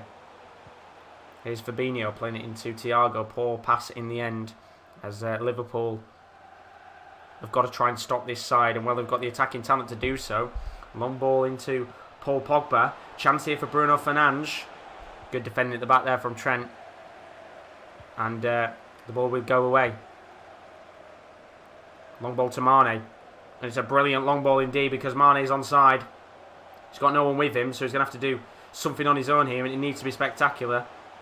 He'll try and push towards the midfield to get someone close to him, and eventually tries to whip it in the end, but the ball will go and play for a Liverpool throw-in. So Will is Liverpool. Manchester United is Jordan Brennan. For those of you wondering, as Liverpool look to take a foothold in the first 10 or 15 minutes. Of course, Robbie Firmino, I never said Roberto Firmino has been good in this tournament. Natty Phillips going to loft it towards Mohamed Salah, who goes for the header, but it's a little bit high and wide. And of course, the danger man for Liverpool is going to be Roberto Firmino. Not being the greatest of players in real life, but he's been exceptional in this tournament so far. Lots of goals scored, and just a very fun player to watch, as him and Mane have linked up incredibly well, if I say so myself. And Natty Phillips, of course, up top too, has certainly brought the look for Will Peat and his side. But Jordan Brennan, he's had his team tactically organised, I think, to go out there and score goals and be ruthless. But there's a chance here for Liverpool to be ruthless. It's Sadio Mane. He cuts in. It's a ball towards Thiago, who keeps it in play. Still going Thiago. Chance for Firmino. Now it's Salah. Got to put pressure on this Man United side. Ball flicked towards the path of Natty Phillips, who gets his head onto it. But it's a good save by David De Gea. And Natty Phillips there nearly with his second goal of the tournament. That would have certainly been an absolutely brilliant header from the centre-back. He's playing as a striker. Here is Rashford into Scott McTominay. Now Bruno Fernandes at the edge of the box, scored a few good goals in this competition. And so has Donny van de Beek. The Dutchman scored 2 goals in the last match against Chelsea. He's got quite the record in this competition so far, considering he's a player that never really plays in real life for Man U. But I'm certainly looking forward to seeing how both teams pan out. It's been a very good start for Liverpool with Natty Phillips, who tries to play the ball to Firmino, doesn't get there in the end. That's a crunching tackle. I think it was on Eric Bailly there, and he's got up. And now there's a long ball from Firmino into Mohamed Salah, which he just tried to keep it in play, but the touch was way too heavy and it'll go out of play. And half an hour on the clock here. Liverpool have got the ball back. It's going to be Firmino at the edge of the box. Now to Thiago. You'll be hoping to see if he doesn't get injured after he was the first player to get an injury in this tournament. Now Trent into Firmino, who's onside. Tries to flick a ball into the box, and it will be a Liverpool corner. Much better start there from Liverpool in the first 30 minutes of the match, as it shows us Salah's pointless header. So Trent Alexander-Arnold going to whip this ball into the box. Gets it towards Mane, but he's never going to get that, as Eric Bailly's picked up an injury here. But Salah back to Trent again. Good start from Liverpool, as I think many would have expected. Here's Natty Phillips on the left wing. Now to Trent. And the chance there will just go away. Very, very tight start to this match. If you are a Man United fan, the defence just trying to stop Liverpool from getting forward and having any chances. But they're struggling here, I have to say. But here is Mane. Plays it into Roberto Firmino, the star man for Liverpool in this tournament besides Natty Phillips. And here is Mane again.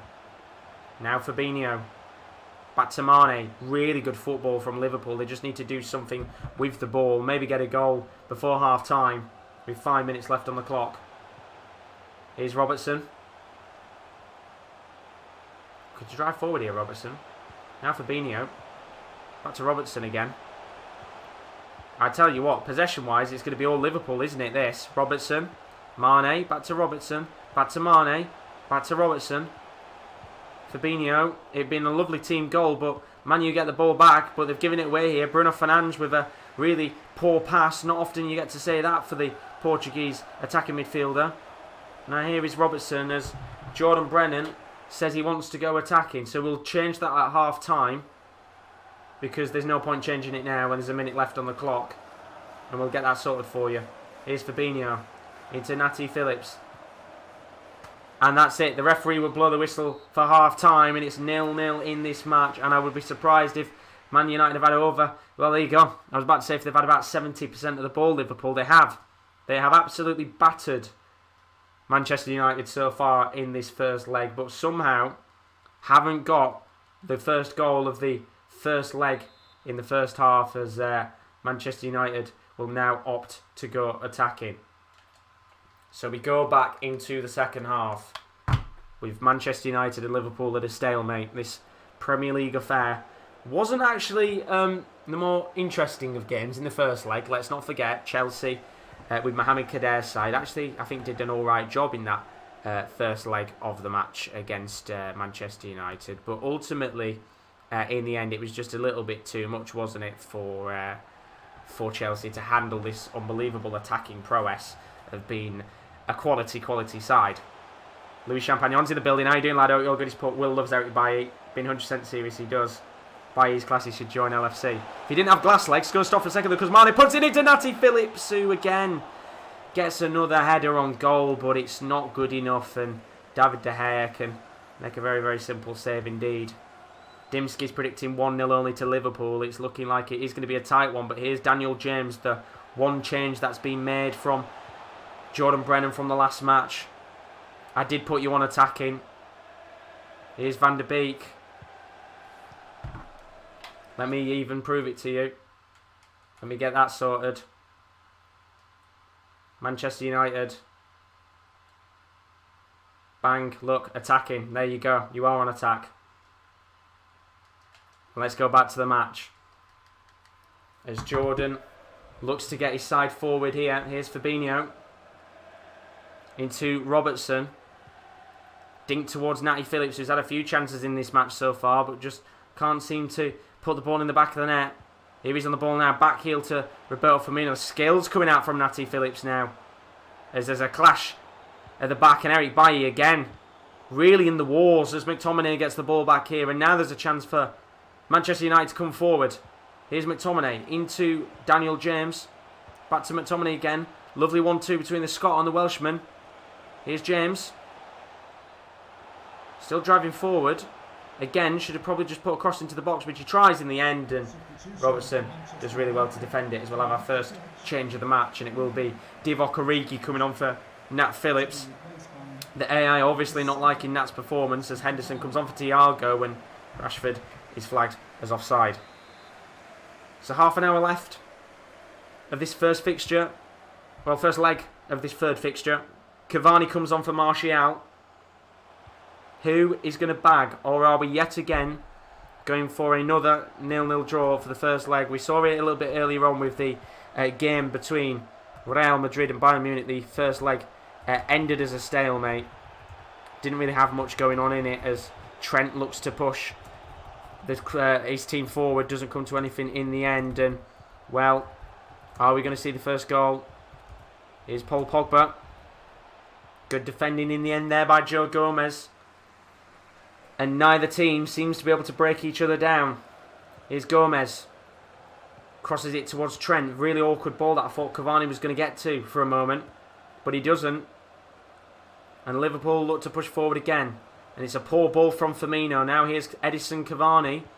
Tries to dink it into the path of Rashford, but ball just doesn't get to him in the end. And long ball to Divock Origi. Here he's on the ball now, the Belgian. Could be quite a hero if he gets a goal here. Fabinho plays it to Sadio Mane, who I think is just onside, and the ball will go to play for a corner. So 17 minutes on the clock here. I think we've got another change. Paul Pogba with a yellow card, actually, for the tackle earlier.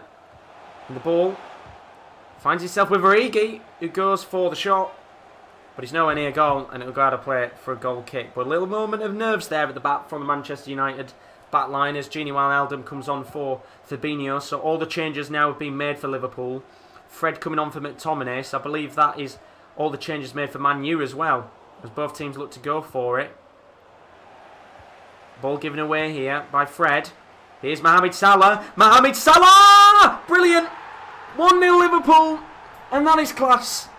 Mohamed Salah, the Egyptian king, the goal amongst men, Liverpool's saviour, puts his side up with 14 minutes left. It's 1-0, and Will Peake takes the lead in this fixture, and that's quality from Mohamed Salah. He does really, really well up against Eric Bailly, and that is a class finish. And he's into the back of the net, and Liverpool have finally got that goal, and as Klopp seems to do in every single fixture when they score, he punches Casper the Friendly Ghost, and Salah makes it 1-0. Brilliant, brilliant goal there. And 13 minutes left on the clock now. Manchester United have got some work to do, because they need to try and get themselves the away goal. Fred back at it again. It is literally a mirrored image of what we saw not too long ago with Fred in real life, isn't it? Unbelievable. And now Liverpool can have that confidence in the game. I mean, if they can get a second goal before the end of the match, then it is going to put Man U in a really, really tricky position. Let's not forget as well, all the changes have been made, I think, for Manchester United. So, we're not going to be able to bring anyone on Jordan because of the AI. As Will's asked to go defensive, please, which is exactly what we will do now to see out the final 8 minutes of this match. You can't blame him. So, let's turn that down from attacking and go defensive. There it is. And there's a long ball there, literally, as Man U look to come on the break. Long ball up. I think it's towards Cavani. And Cavani finds himself in a good position. Cavani inside the box. Cavani! Van de Beek, brilliant block. Good defending the back from Liverpool. And Henderson will surely clear his lines here. Real moment of nerves there for Manchester United and Liverpool.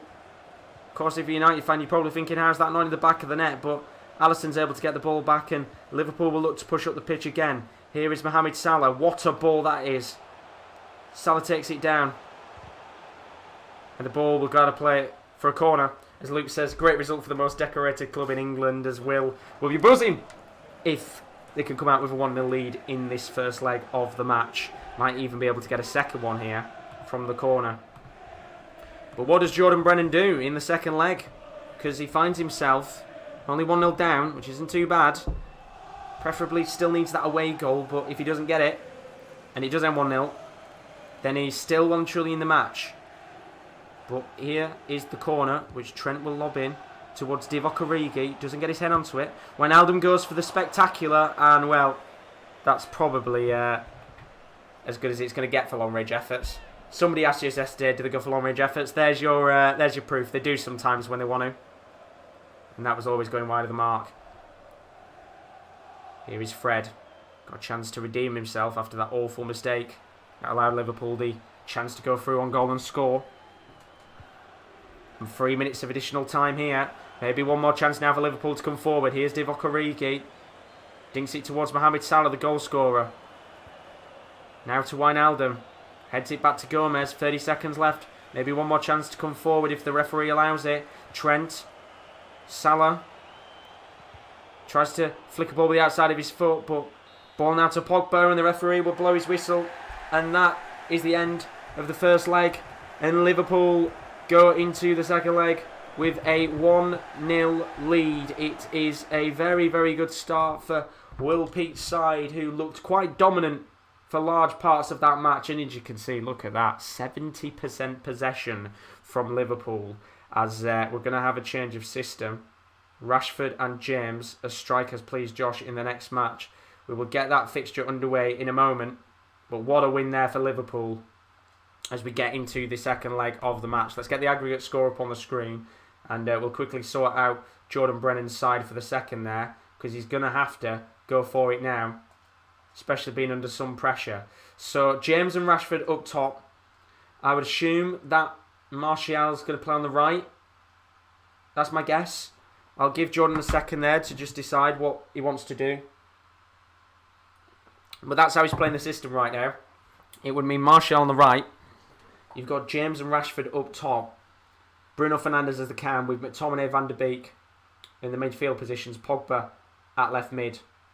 But of course, there's a few other players there as well. As Fred, I think, is probably one of the players you want to get rid of right now. Awful, awful player after giving that ball away and allowing Salah a chance to go through on goal and score. But, I mean, he could play Wan-Bissaka there as well on the wings. But let's see what Jordan does. So Rashford and James will be up top together. And big call there from the manager with Daniel James playing as a striker. And then Wan-Bissaka will go on the wing instead of Martial. As Liverpool will stay the same. But he wants to go attacking from the start, which is an interesting shout there from Liverpool. As Katie says, leave Fred alone. Fraudulent performance from the Brazilian there. Fraudulence of the highest order. Not just doing it in real life, but on the virtual pitch as well. As I've just realised I've started the game. He wanted Lindelof for Bailly. Oh dear. Do you still want me to make that change, Jordan? Or do you still want Bailly in the side? You tell me. But while we wait for him, let's get Liverpool on attacking. And we'll see what happens here. Dimsky saying early Liverpool goal to kill the tie. 2-1 on aggregate. So it'd be quite a tight score if that was to happen. It's not put Liverpool attacking. There we go. Liverpool on the attack now. Let's see what Jordan says in the chat if he wants Bailly subbed off instantly. Or whether he'll just stick with Bailly for now. As I said, there's quite a delay on the chat. So I don't see your messages until probably about 15, 20 seconds, maybe a little bit more after I've said something, so I do apologise about that. But he wants Bailly substituted off instantly. So Lindelof is going to come on straight away in this match. Bailly will come off, so he will use a substitution, which is a big call there from the manager. But Lindelof goes into the team. Bailly will be subbed off instantly in the match. And we'll get back underway with this fixture now. Liverpool with a 1-0 lead. Can Man United come back? One goal would be enough for golden goal. Sorry, it wouldn't, no. Yeah, it would. Liverpool didn't score away, did they? So it would be golden goal. Unless Liverpool score. We're pretty much in the same scenario as what we were in the Real Madrid game. As Luke says, injured in the warm-up. He got injured in the warm-up. Jordan saw him and he was like, crap, I've realised I put him in the team. Let me sub him off after 5 minutes. But here's Natty Phillips. If they can get a goal here early on Liverpool, it'll kill it off fairly quickly. Thiago. On the ball now, Thiago. Here is Salah. And Reece says, if he does you, the computer will anyway. Exactly. The AI loves making changes. But chance here for the ball to be lobbed towards Bobby Firmino. Big header away from goal. Corner. as Eric Bailly is going to be absolutely perplexed when he sees his name come up and he's substituted off. So Bailly comes off, Lindelof on after 7 minutes. Big call there from Jordan Brennan as the corner comes in from Trent. Getting in towards Joe Gomez. Doesn't come to him in the end, but he goes back to Trent. Here's Roberto Firmino. Now Trent. You'd expect him to whip it in, and he does. And Fabinho with a brilliant save from David De Gea. That is quality from Manchester United's goalkeeper, David De Gea. And yes, it is kind of hit straight at him. I think Klopp will be fuming there at why he's not just put it into one of the two corners, but that is quality from De Gea. And another corner here for Liverpool as they try to kill the tie off. It's going to be Robertson who whips it in this time towards Mo Salah. Thiago will get the ball back as Liverpool dominate. Here is Robertson again. Oh, lovely. He turns his man, digs it towards Natty Phillips, who just can't get it into the back of the net. And really, really poor indeed. Louis Champagnon says, I find it very interesting that PSG have been poor all tournament, then suddenly he copies my Club Brugge formation and demolishes Juve 4-0 coincidence. I'm not going to say anything, Louis. I'm not going to say anything. But here comes McTominay into Bruno Fernandes. Got to see what Nathan says in the chat. Rashford. Van de Beek. Rashford. Back to Donny. Van de Beek. James! In! 1-0. Daniel James. It's a goal. And my voice is going, I think. But Daniel James puts the ball in the back of the net. And it's 1-1. And Manchester United are right back in it. And it was a massive call from the manager. A massive call to put Daniel James up top. But he's put the ball in the back of the net. I think there's a slight deflection. No, there's not. It's just a good shot in the end. I mean, don't know what Alisson's doing there. He's got to do so much better. And it's 1-1. Golden goal could be looming. Manchester United take the lead on the night. And it's that man, Daniel James, the Welsh Pele, who scores. And well, 18 minutes on the clock now. It's going to be a very, very different game. And Will Pete saying it's an undeserved goal there. But Man United, 20 minutes on the clock, have got themselves right back into this fixture. And I don't know what Will does now, if I'm honest with you. It's going to be a very, very tough game to get back into. Oh, they're saying that. He did dominate for large spells of that first match. But here come Man United again. It's Marcus Rashford. Much better start for Manchester United. Van de Beek into Daniel James. Still going. Van de Beek is flagged offside. And I mean, if you're Liverpool, this is not the start you want to see, is it? It's been a really, really poor start to this second leg. Man United, with the home advantage, just seem to be doing much better. Here's Rashford. Chance now for Bruno Fernandes. In the box, wants to lay it off. For I think it was Rashford making the run forward, but he doesn't get to him in the end. And another chance will go wide of the mark. But now, chance for Daniel James. Inside the box. What can he do here? Already got a goal to his name. Good defending there by Van Dijk. Out for a corner. And Liverpool under the cosh. But look at that chance again from Daniel James. I mean, Alisson. Don't know what he's doing there. That is awful from Alisson. Genuinely dreadful. Put your arm out and you save that. But here's Bruno Fernandes with the corner. Needs to be a good one. Lofted towards Victor Lindelof. And it's out of play for another Manchester United corner as they pile the pressure on. Will saying that Fabinho should have scored that header. He should have. It could be a case of what if and buts by the end of this match. As Bruno Fernandes has a chance to whip this corner in. He's going to come towards the path of McSauce, who heads it over and out of play for a goal kick. Will saying, what the fuck is Alisson doing? Shit game. It's awful. It's terrible. And for every good save we've had, like the De Gea one, yeah, you should have probably scored it, but it was a decent save in the end. You get a pretty awful save as well, as the ball's hit long towards Mane and it'll go out of play. Liverpool just having the role reversal now. They just can't seem to get the ball in this second leg. And Man United looking the much better of the two sides. But will Man United capitalise? Here's McTominay. What a ball to Pogba. There might be a chance here. Cuts in Pogba. Daniel James takes on his man and very nearly gets past the Liverpool back line and could have maybe made it there 2-1 to Manchester United, but he just keeps himself away from the back line of Van Dijk and Gomez. Tried to cut in, but was a little bit too close in the end. And Man U now coming forward again. Here's Bruno Fernandes. Pure domination from United.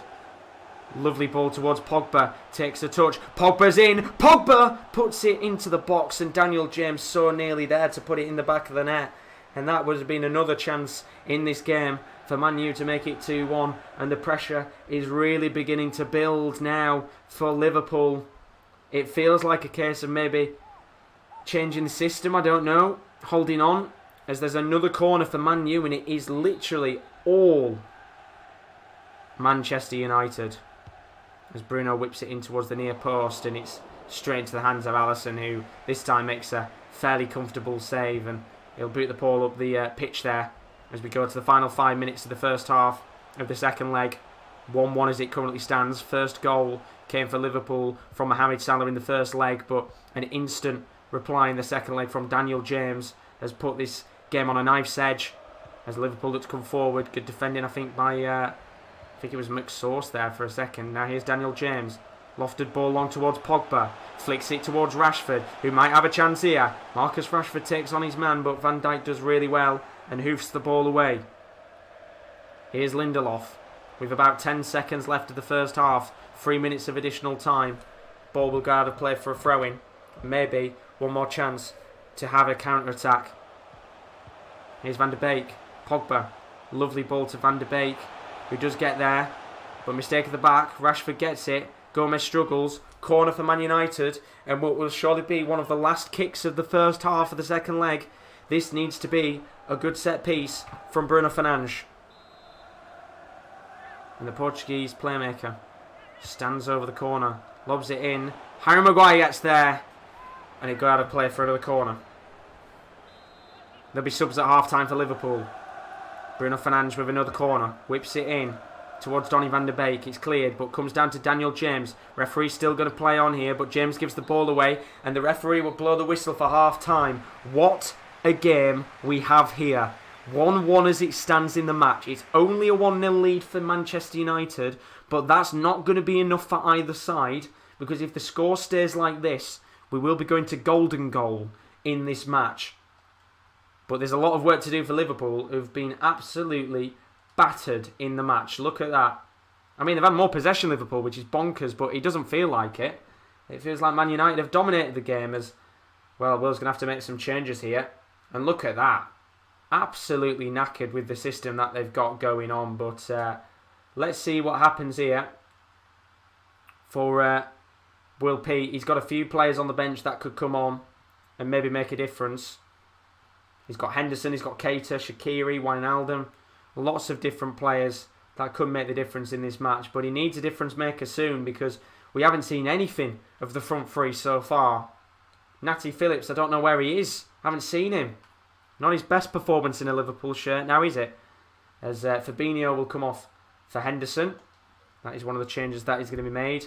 And I wonder if Will's going to make another change as well, because, well, right now it's not exactly been the greatest game, has it?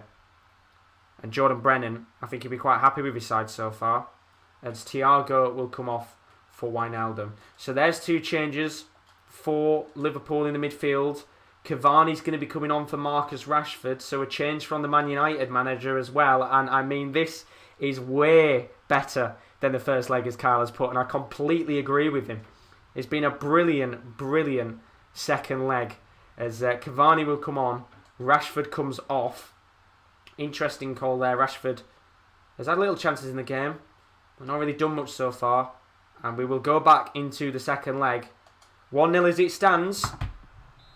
A golden goal might be looming for the first time in about 500 different legs. Will Pete and Jordan Brennan just can't seem to break each other down. Although Man United have been the better side, and we get underway with the second half of action here, with the scoreline at 1-0 to Manchester United in the second leg and 1-1 on aggregate. Usually these games would go to penalties, but it won't allow me to play the second leg properly, so I'm having to do it as two separate matches, hence why we'll have to go to golden goal if the score stays tied. But there's a long way to go in the match before any of that happens.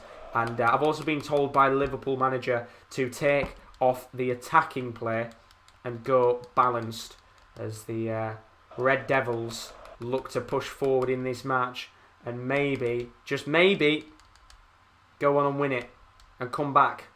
We've not had many comebacks, but it would be a very nice comeback for Manchester United.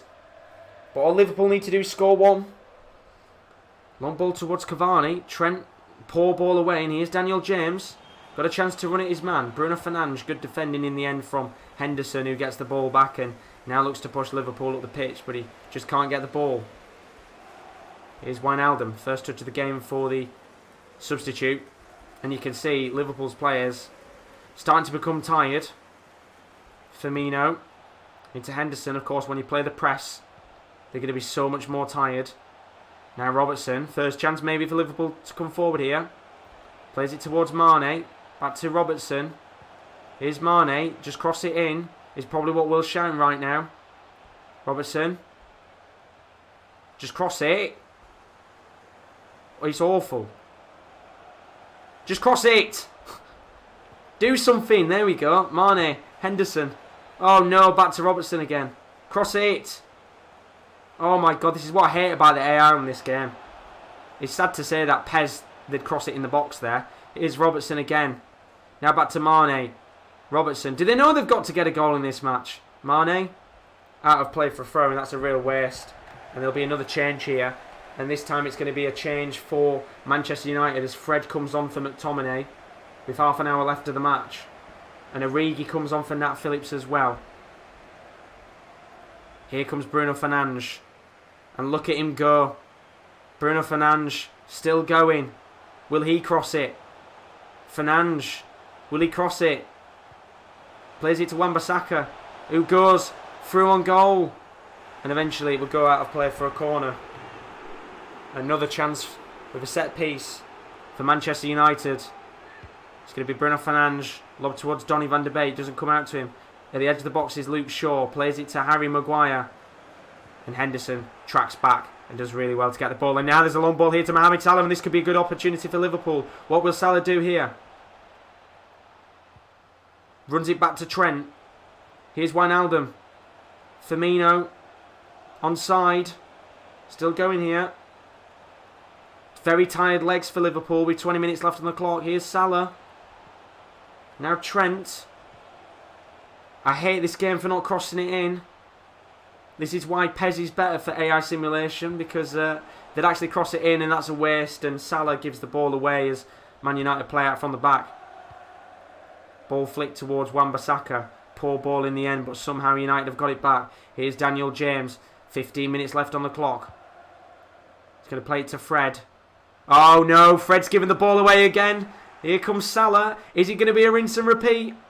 No, it's not, because Victor Lindelof is there and he gets the ball back. But now, Shaw, tussling, Origi tries to get his head onto it, and Van der Beek will get the ball back. Here comes Daniel James. 13 minutes left on the clock. Long ball to Wan-Bissaka. He might have a chance to drive forward here. Wan-Bissaka. 10 minutes or golden goals on its way. Bruno Fernandes. Awful touch and offside. Nervy, nervy game. A lot of nervy moments across these quarterfinals, as no team in the last two games has really been able to get through on goal. But now there's a chance here for Wijnaldum. Surely now Wijnaldum coming through on goal. Wijnaldum still goes, takes on his man, plays it in. Divock Origi! It's in! Liverpool have the away goal with 9 minutes left on the clock, and Divock Origi, the hero for Liverpool, strikes with 8 minutes left, and surely now Liverpool will go through to the next round. Manchester United need 2. It's Divock Origi. 2-1 Liverpool. Will Pete is surely going through. And it's a brilliant finish. Takes one touch, the Belgium, into the back of the net. And Divock Origi might have just brought Liverpool the semi-final clash against, well, we'll have to find out a little bit later on, but absolutely brilliant. Divock Origi saves them again. Incredible. And now Manchester United have got to go for it. I've been told by the Liverpool manager Will Pete to go defensive in this game. What an unbelievable end to this match we've got. So defensive is the approach now in the game for Liverpool. Look at the bars there. Absolutely tired, as Will says, don't jinx it. What is Jordan Brennan going to do here? I'll give him a second just in case, because I would assume he would probably think about maybe changing up his system and going all out attack. He's going to go attacking now. He needs 2 goals in the game. And time is going to be running out for Manchester United, who are about to be knocked out of this competition by Divock Origi. And Nathan saying PSG versus Liverpool in the semi. It would be quite the occasion as we get this last 8 minutes underway. Manchester United need 2. But here's Henderson. Into Sadio Mane. Now to Divock Origi, the goal scorer. And maybe the hero. Into Mane. Look at how tired these Liverpool players are. If Man U can get a goal early on here. Well, I'm saying early on, but in the next minute or two, then it would make this tie very interesting. Here's Wan-Bissaka. Tries to loft it long and it doesn't get to anyone in the end. And now Liverpool will just look to run down the clock as Divock Origi plays it to Salah. Here's Mohamed Salah. As he just holds the ball. He doesn't have to do anything with it. But Maguire's got it back. And now the ball needs to be hoofed up the pitch. Here's Donny van de Beek as we go into 2 minutes of additional time. But Liverpool have got the ball back and you're surely thinking now this game's going to be done and dusted. Divock Origi. Ball given away to Van de Beek. And James will push forward, but with 10 seconds left on the clock. I don't think the referee's going to play on. He is. Dan James maybe with a chance here to get a goal back. Dan James, what can he do? Tries to play the ball to Fred at the edge of the box. And it's good defending from Liverpool. Still a chance for Van de Beek. Wan-Bissaka, game over. And that is that. It's too late for Jordan. He says to go 4-4-2, but the game is over. And Liverpool go through to the semi-finals of the competition. And it was Divock Origi with a brilliant, brilliant late goal in the match to be the hero for Liverpool. And Manchester United and Old Trafford are silenced by Divock Origi. And Will Pete is the 3rd man through to the semi-finals. And credit to Jordan Brennan. He gave him a very, very tough game in the end. But Jordan bows out of the competition at the quarter-final stage. And Will goes through to the semi-finals. Brilliant, brilliant result in the end. And what a performance. Congratulations, Will. Brilliant, brilliant result in the end for you. And what a game overall. Really, really nice. A very dramatic second leg to really give us a good game indeed. We're going to move on now. Our final match of the afternoon is here. It's the Red Bull Derby. Leipzig taking on Salzburg. We'll be back in a few minutes for that game as I sort out the teams. Congratulations to Will Pete. You're through to the next round. But the question is, who out of Rory Fisher and Reece Allen is going to take the last spot in the semi-final? We'll find out in a few minutes. But coming up next, as I said, is that game between Salzburg and Leipzig. It is a real mouth-watering clash. Don't go anywhere.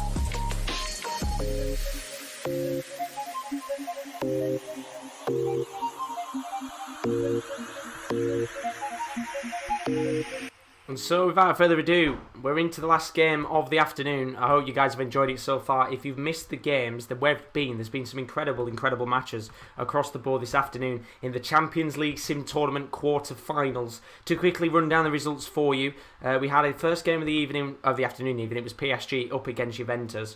Nathan Hale running out 4-0 against Chris Welch's Juventus side. Great result for Nathan Hale. Arguably the best result of the quarterfinals so far. As for Bayern Munich, 2-0 win against Real Madrid. It was a very tough game, and you've got to say, Bayern Munich tested very well by Rowan O'Connell's side, but he just couldn't get a goal in the game to get him back into the match. And then a moment ago, we saw Liverpool with a 82nd minute winning goal in the second leg from Divock Origi to put Liverpool through to the semi-finals. But we've got one more spot left now, and this one is a massive match.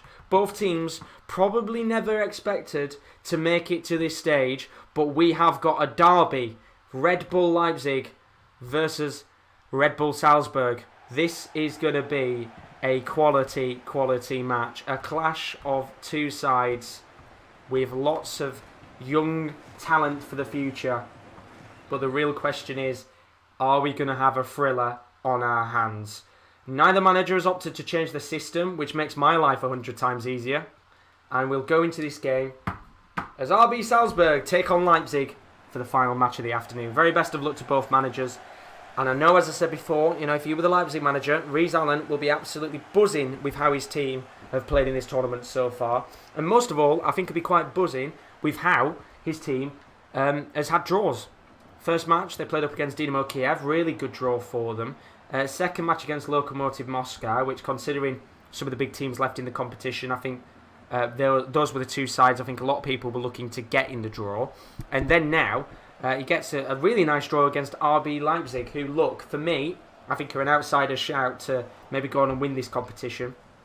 Rory Fisher's had his side organised incredibly well, and credit to them. Every goal they've scored in this competition, I'm pretty sure, has been an absolutely brilliant goal, and no doubt I think we'll see a few more nice goals on the board today. But with the way that the quarterfinals have been this afternoon, we've not had as many goals. It's been much more tighter, as you would expect with these bigger teams. But here comes Sabitzer, going to play the ball to Hwang Hee-chan, who cuts in. Hwang Hee-chan, edge of the box to Lima, into Poulsen, who takes the shot on, but he's blocked in the end. And Leipzig come forward again. Sabitzer trying to get a ball into the box, doesn't in the end, and Salzburg will come forward, and this is going to be a brilliant game. Patson Daka has been quality in this competition so far. We've had lots of good goals from Salzburg as well. Don't forget Daka up there with the top scorers in the competition. But will he bag tonight? Alongside the likes of Ulmer and Adeyemi, who've both all scored goals in the competition as well. Don't forget, after this, we'll have the semi-final draw. I will get that all set up once we've done these two legs. And then we will, of course, talk about what's going to happen tomorrow as we play the semi-finals and the final, as well as the third place playoff to decide who is going to win some cash and who will actually not, and unfortunately finish fourth and not get anything, which is a shame for them. But here is Farkas. Ball into Adeyemi. Really nice ball there from the Austrian wide midfielder. Plays it to the German. Back to Farkas again, who could lay it off, and he goes for goal himself. And, well, I think that's a bit greedy, if I'm being honest with you. Look at the space there. I think he was two plays in the box for Red Bull Salzburg. And Farkas there, just for a moment, saw glory. And maybe not the best decision there. And the ball will go out of play for a goal kick in this Red Bull derby. And, in fact, these two teams have actually come up against each other in real life. They came up against each other in a quarter-final clash in the Europa League a few years ago. Salzburg actually came out as the winners in that match. I think it ended 4-3 on aggregate. So Salzburg, as we said, have got really good European pedigree. A very good side in real life. One of those teams that are always a nightmare to play up against because they've just got so many good youngsters who are constantly developing as time goes on, and they've made so many big names in the past. Sabitzer being one of them. Naby Keita, Munas de Boer, and of course the most recognisable one recently, Mr. Erling Haaland. Don't think that's the name that everybody knows these days. Here is Poulsen, edge of the box, plays it to Hwang Hee-chan. Now Conrad Lima, Hwang Hee-chan, back to Poulsen, brilliant work. Poulsen through, takes the shot on, doesn't get there in the end, and Ramalho will clear his lines. Good start from both teams. Really even game. And yet again, another match where we've not had a lot of chances. But you could have a chance now. Here's Sabitzer. Flicks the ball onto the wing. Angelino. I think Hwang Hee-chan might have just got a little touch on that. But in the end, it's actually given an opportunity for Salzburg to break. Here's Adeyemi. Into Patson Daka. Now to Mwepu.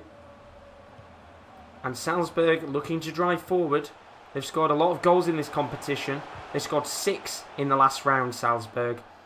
That was against Lokomotiv Moscow, which was Kieran Dillon's side. And they'll be looking to score a few more goals today. They've scored a couple against Dynamo Kiev. In fact, they've scored 9 goals to be exact in the competition so far. So they have certainly got the pedigree of putting the ball into the back of the net. But so do Leipzig, who scored 4 against Inter Milan and 3 against Midtjylland. So 7 quality goals indeed. And there might be a chance here to add to that, although Mukiele has ran the ball out of play. And it's a tough one to predict. We still haven't had golden goal yet, but here's Ulmer. Look at the space for Ulmer to go. And he drives forward. And well, he should have probably crossed it in. Plays it to Junuzovic. Back to Ulmer again. And the ball's actually gone out of play. Poor touch from the Austrian. And he says, can I have Christensen on for Farkas at half-time and swap Ulmer and Bernardo? Do you want Ulmer and Bernardo swapped at half-time as well? In fact, you might as well swap them at half-time, which we will do indeed. So we'll swap them round in just a moment. Here's Hwang Hee-chan into Campbell. And Jordan's asked, is Man United in the Europa League tournament? They won't be. Obviously, I'll talk about the Europa League tournament a little bit more when we get into it. But we're not using teams that have dropped down from the Europa League, from the Champions League to the Europa League. We're using teams in the group stages. As there's a chance here for Leipzig to come forward. It's Mukiele who cuts in. And Ulmer does really well to defend, but Mukiele's got it back. What can the Frenchman do here? Brilliant from Mukiele. Still going. Mukiele! Oh, what a goal! That is brilliant from Mukiele. What a finish. That is absolutely brilliant from the French wing-back. Look at this. Takes on his man. Then takes him on again. That is an outstanding goal. And just like that, Leipzig have a lead just before half-time. And it's Mukiele with a moment of brilliance. You cannot take anything away from that goal. That was brilliant. What a finish. And this derby starts off with an away goal for Leipzig. And that will be the last kick of the first half.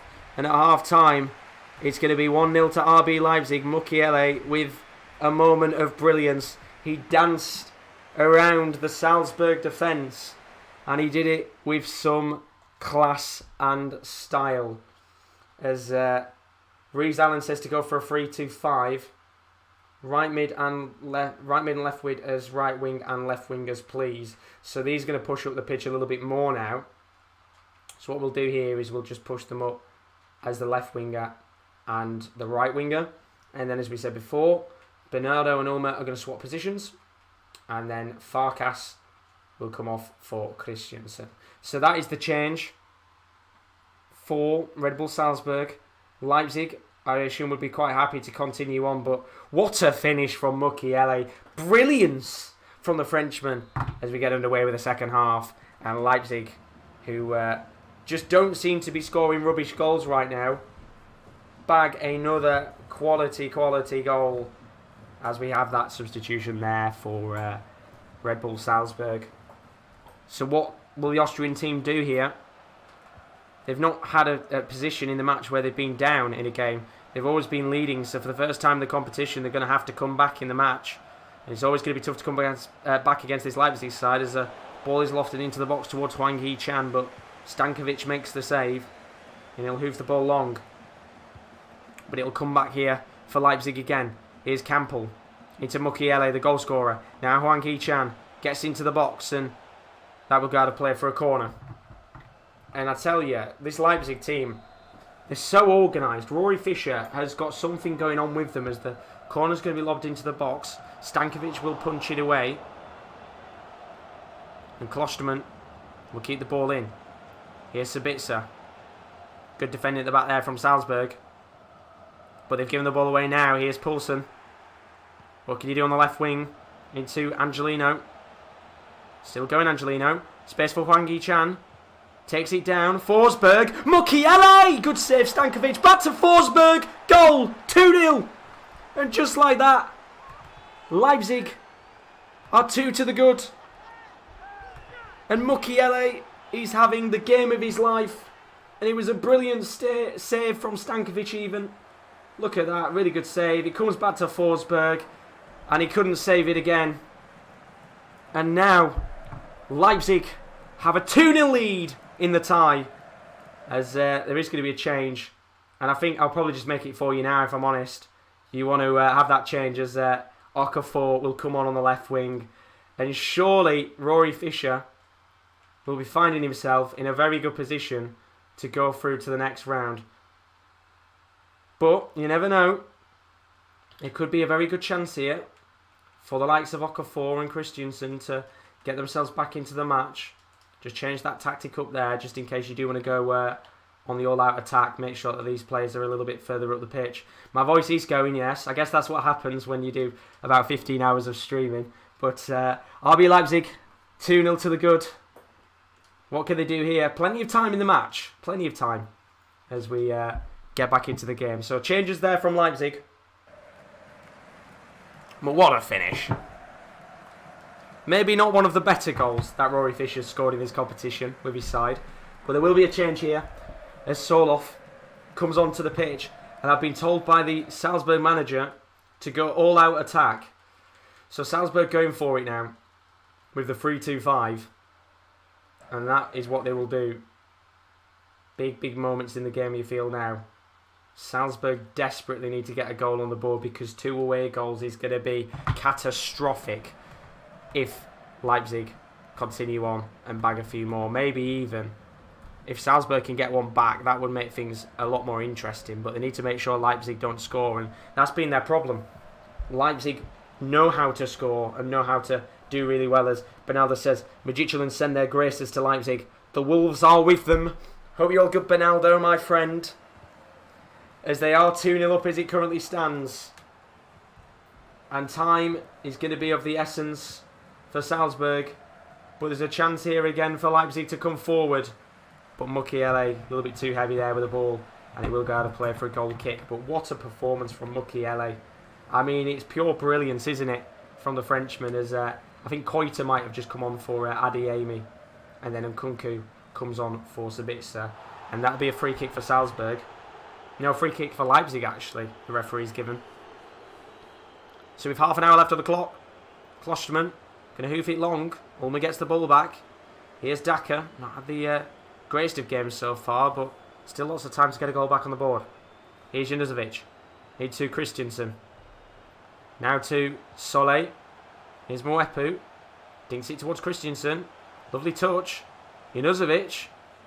Could maybe drive it into the midfield. Still opts to play the ball. Here's Ulmer.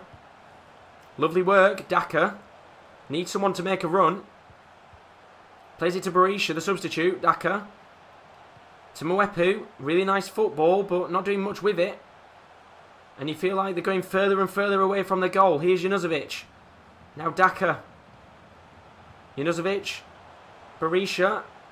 And that is a real waste.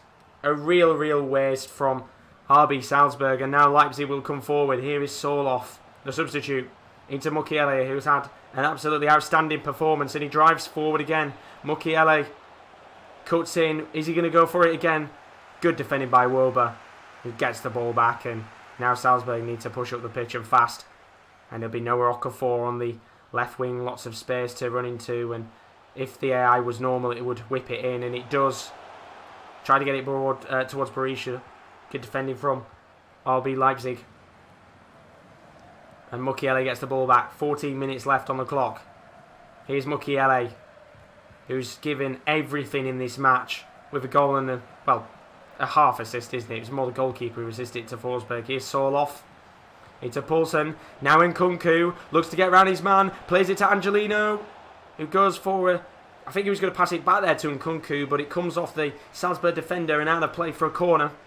And 10 minutes left on the clock here. If they get a third, surely it's tie over. Here's Mukiele. Might be on course to get another contribution in the match. He'll play it back to Angelino, who's lofted it to Mukiele.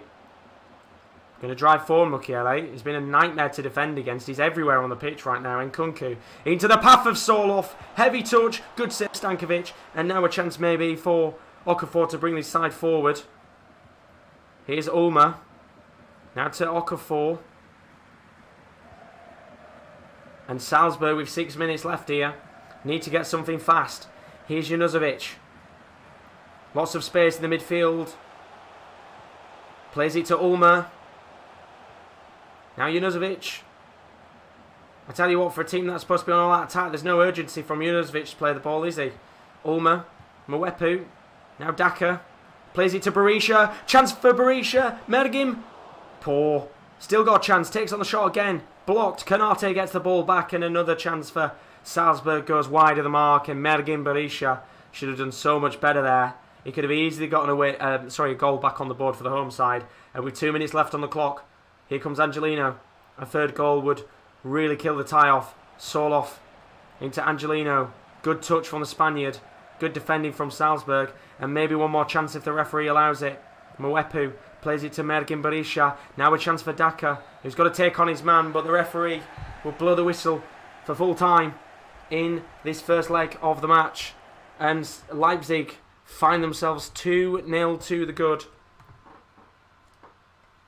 It was brilliant from Mukiele, who must have played one of the better games of the tournament. But Salzburg here are going to have to score 3 goals to get back into the match.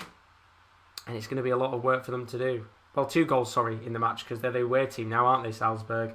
So let's get the team set up, as Rees Allen has asked for a few changes in the match. I would assume the Leipzig manager will be quite happy with what he's got, so we'll stick with it for now. But let's get RB Leipzig set up here for this match. That could potentially be Salzburg's last game. And the honeymoon period, the fairy tale story, is slowly diminishing as time goes on. And I've just realised I've put Salzburg as the home team. Give me 2 seconds here. Let me flip that around again. That's what happens when you've got 2 of the same teams. So Austria, Salzburg the away side. And that's what I want. There we go. Where's Leipzig? Boom. Leipzig. Perfect. Right. So let's get this game underway. Salzburg the away team. It's going to be a 3-4-2-1 for the Austrians. Going to be interesting to see how this goes.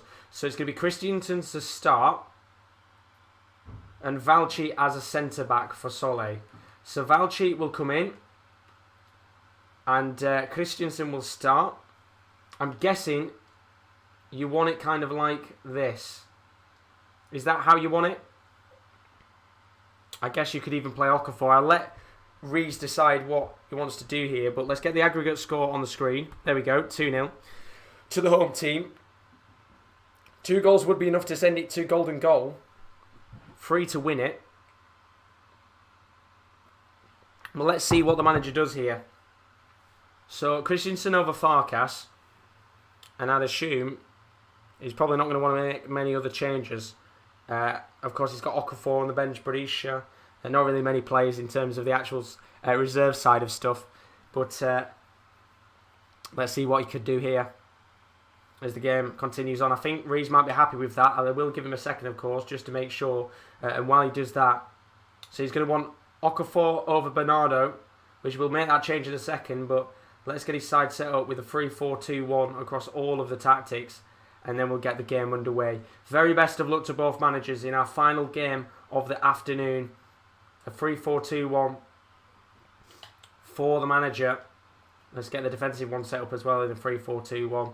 And then, of course, what we will do is we'll bring Bernardo off and Okafor on. All-out attack as well from the manager. So a massive, massive call in the game.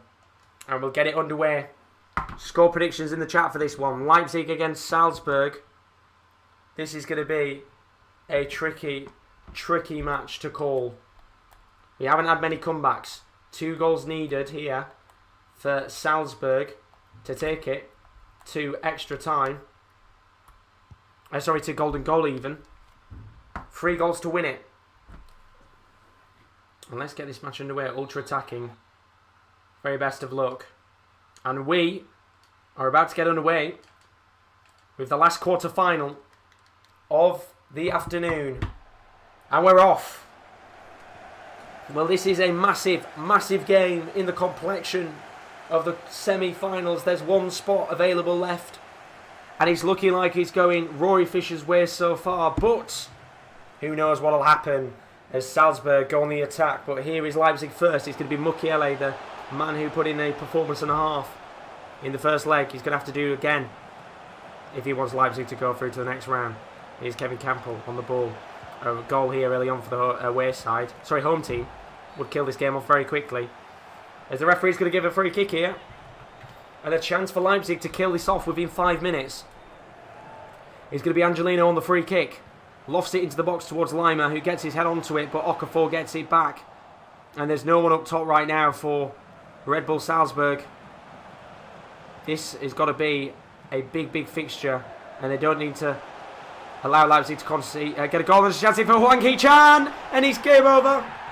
It only took the home side 7 minutes to get their first goal in the game. And just like that, surely now, unless Salzburg can score 3, Leipzig will be going through to the next round of the competition.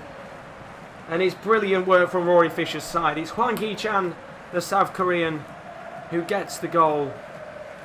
And that, surely now, is going to be Leipzig through to the semi-final. Here is no Okafor. I mean, if Salzburg could get themselves a goal back within the next 10 or 15 minutes, then it would make the tie very, very interesting. But Rory Fisher will be delighted with his team as they continue to push on forward. And I tell you what, it has been the perfect start. And here comes Mukiele. He might even have a chance to make it worse. Mukiele keeps coming forward, still going. Should have probably whipped it in and tries to, but Valci at the back there does really well. And he's got to clear his lines. And he does. Here's Woba. Good header into Mwepu. Back to Woba again. Here's Adeyemi. Needs to be a sense of urgency. And now the numbers start pushing forward for Salzburg. Dylan saying, come on Salzburg, I will come over there and beat you worse than they do my Bayern team. Jesus Christ. Here is Ulmer with a header. But this time it's not a header into the back of the net. It's a poor one. And Lima will get his Leipzig team forward. And look at the space now for the German side. Angelino into Sabitzer. Now to Poulsen. Maybe a chance here for the Dane. Poulsen still drives forward. Poor ball from him. And Hwang Hee-chan. Now to Mukiele. Chance for Campbell. Hits the post. And I think it was even a little save there from Stankovic. Let's just see that chance again. It was Campbell. And Stankovic gets a touch on the ball and keeps it out. And there'll be a corner here for RB Leipzig. Here's Angelino. Going to whip it in towards Canate, who gets a touch on it. Upamecano, Hwang Hee-chan, good shot. Blocked in the end. And out for a throw-in. And it has been a great run for Salzburg in this tournament. I don't think anybody expected them to make it to the quarters, but they've done so well. And credit to Rees, who's given us some wonderful matches in the tournament. Lots of goals. But here's Angelino, chance to make it 4 and really make this score embarrassing for Salzburg. Mukiele on the right, driving forward. Still going. He's been a menace, hasn't he, in these last 2 legs. Towards Hwang Hee-chan. Now Poulsen at the edge of the box. Plays it towards Hwang Hee-chan with the back heel. Good defender at the back. And now maybe a chance here for his Salzburg side to come forward. It's going to be no Okafor. Ball to Daka. He's been pretty poor in these 2 fixtures. Long ball to Adeyemi. Flicks it towards Okafor. Who's there? Okafor. Good save, Galachki. And a corner for Salzburg. And that had to be a chance, which Okafor should have probably at least had a chance on goal, which he did. Good save from Galachki in the end. And had that gone in, it would have made the tie interesting. Corner now for Salzburg. It's going to be Zlatko Junozovic who whips this in. Gets it towards Ramalho. No one's there. And it will go out of play for another corner, this time on the opposite side. On the right corner flag. Junozovic with a chance again. Off to towards Ramalho. Doesn't get towards him. And I think Okafor, who the man who gets the ball back here. Now to Ramalho. Junozovic. Back to Okafor again. Here's Christiansen, who is onside. Chance to maybe whip this in. And he won't. He'll run all the way back to Mwepu. Back to Christiansen again. I don't know what that is, but he's played it to Woba. Just trying to carve open the midfield here. And Junozovic. Chance to play it into the box. Adeyemi cleared away. And that's Paul from Salzburg. Really got to do better with the ball. But they've got it back again here. And they're just starting to have a spell of possession in the match. Here's Patson Daka. Flick towards Ulmer. I think he's offside, and he is, and that is a terrible ball from Daka, and he's had an awful game so far, but I think that could be said about the majority of the players on the pitch as Klosterman plays the ball into Campbell, and Leipzig will now have a chance to maybe get a fourth in the match. Here's Wang Hee-chan into the path of Yusuf Poulsen, and there's a chance for Sabitzer. Wang Hee-chan, good football here from the German side. Wang Hee-chan plays it into Campbell, surely now Campbell, good save Stankovic. And cleared away by Salzburg. And that was a big chance for Leipzig to make it 4-2 on the night in the second leg. But Stankovic trying his best to keep his side in the game. And it's going to be a corner for Leipzig with 5 minutes left of the first half even. It's going to be Kevin Campbell to whip this one in. Lofted towards the path of Sabitzer. Good header away from the Salzburg back line. It's going to be Daka who has a chance now to come forward. It's Patson Daka. Surely now with a chance to come forward. Still goes Daka. Still goes. Even better defending from Lima. That is brilliant. And the Austrian is able to get the ball back. And Daka with a chance. And now it's a chance for Poulsen on the counter-attack. What can he do here, Poulsen? Holds the ball. Waits for runners. And even better defending from Ramalho. End to end. At the end of the first half. And a change of system now for Salzburg as they go for the 4-2-4. It's 1-0 to Leipzig at half-time, and that goal early on has surely killed the prospect of a comeback as Salzburg desperately need 3 goals in the game to come back in the match.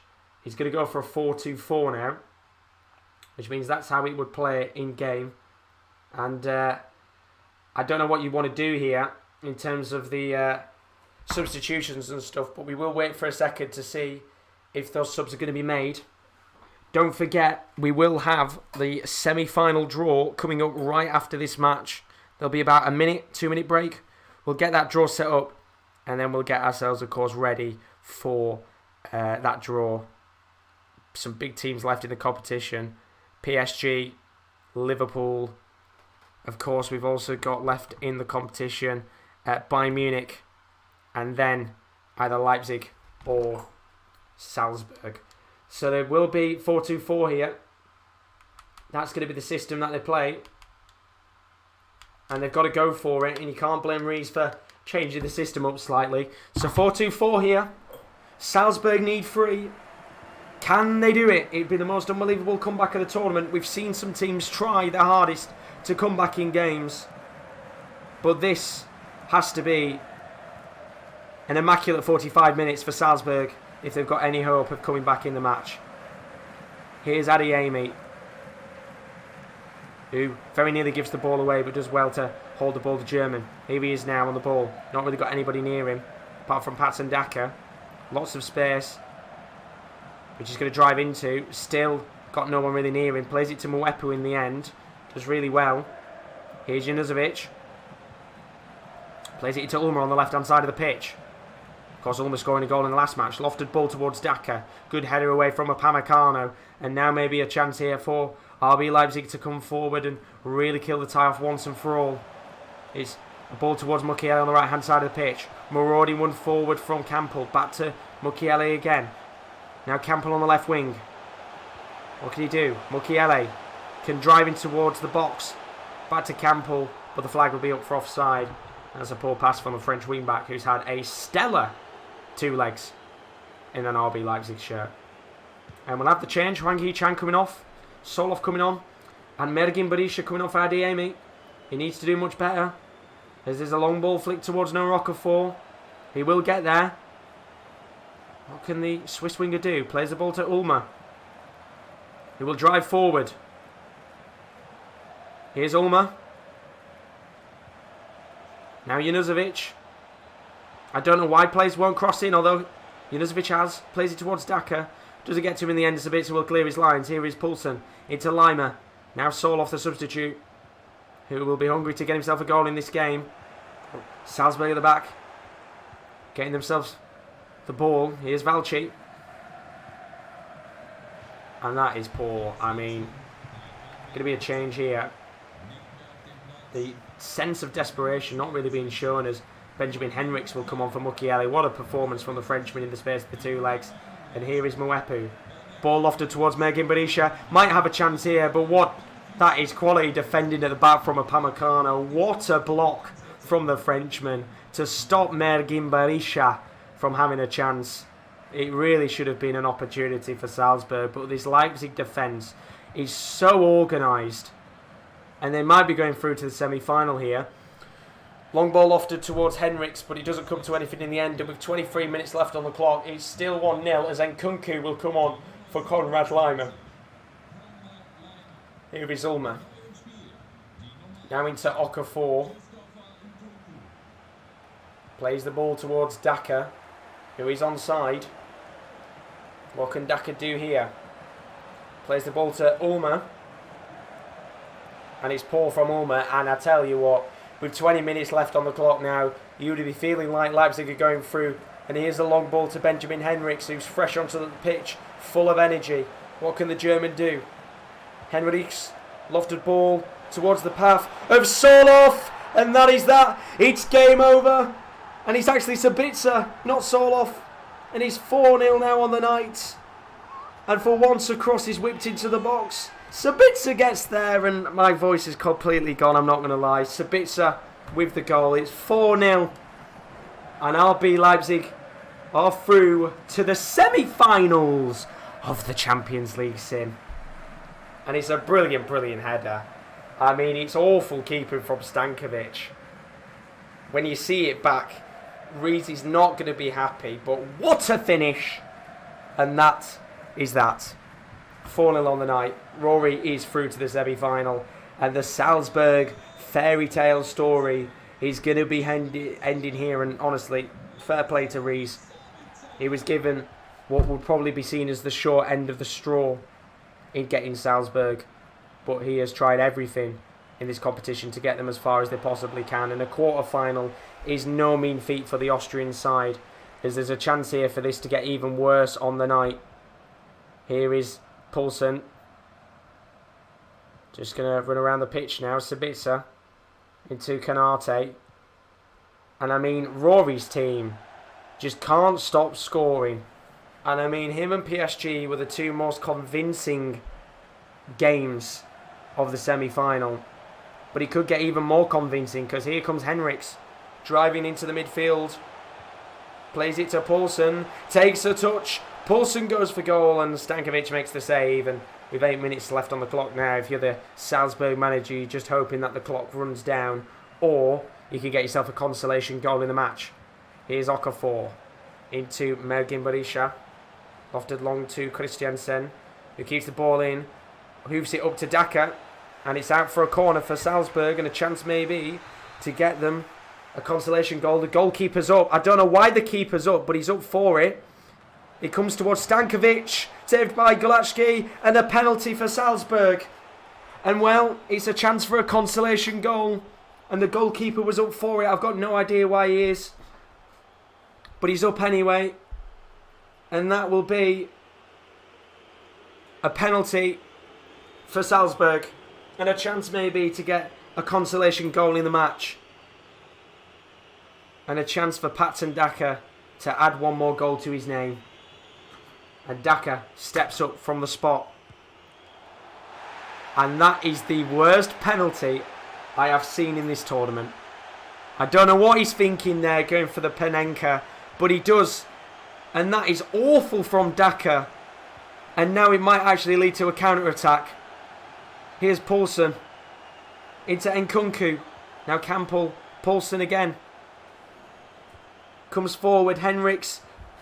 Poulsen goes for goal, and Stankovic makes the save. And with a minute and 30 seconds left, it will be Leipzig going through to the next round. And Daka pretty much summing up what has been an awful quarter-final fixture for Salzburg. Why he went for the Panenka, I have no idea. Here comes Valci. Maybe one more chance in the match to get a consolation goal. Lobs it in. And it's good defending in the end. And the referee blows the full-time whistle. And Rory Fisher takes the last spot in the semi-finals of the Champions League simulation tournament. It was a fantastic performance from the German side. It's a brilliant 4-0 victory.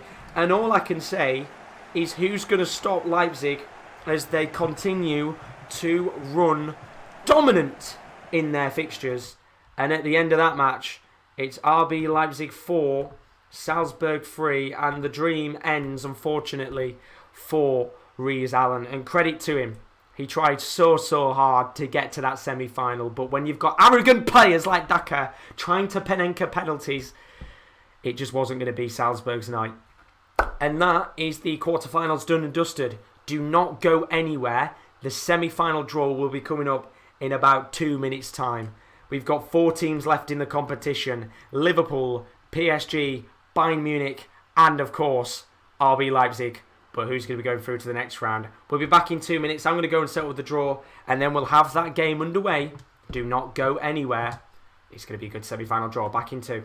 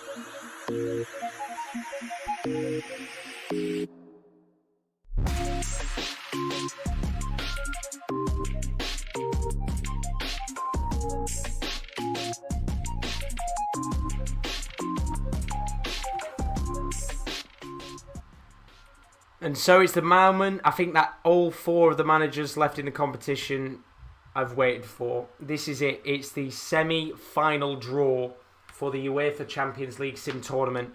We started with 32 teams in this competition. We are down to the final 4.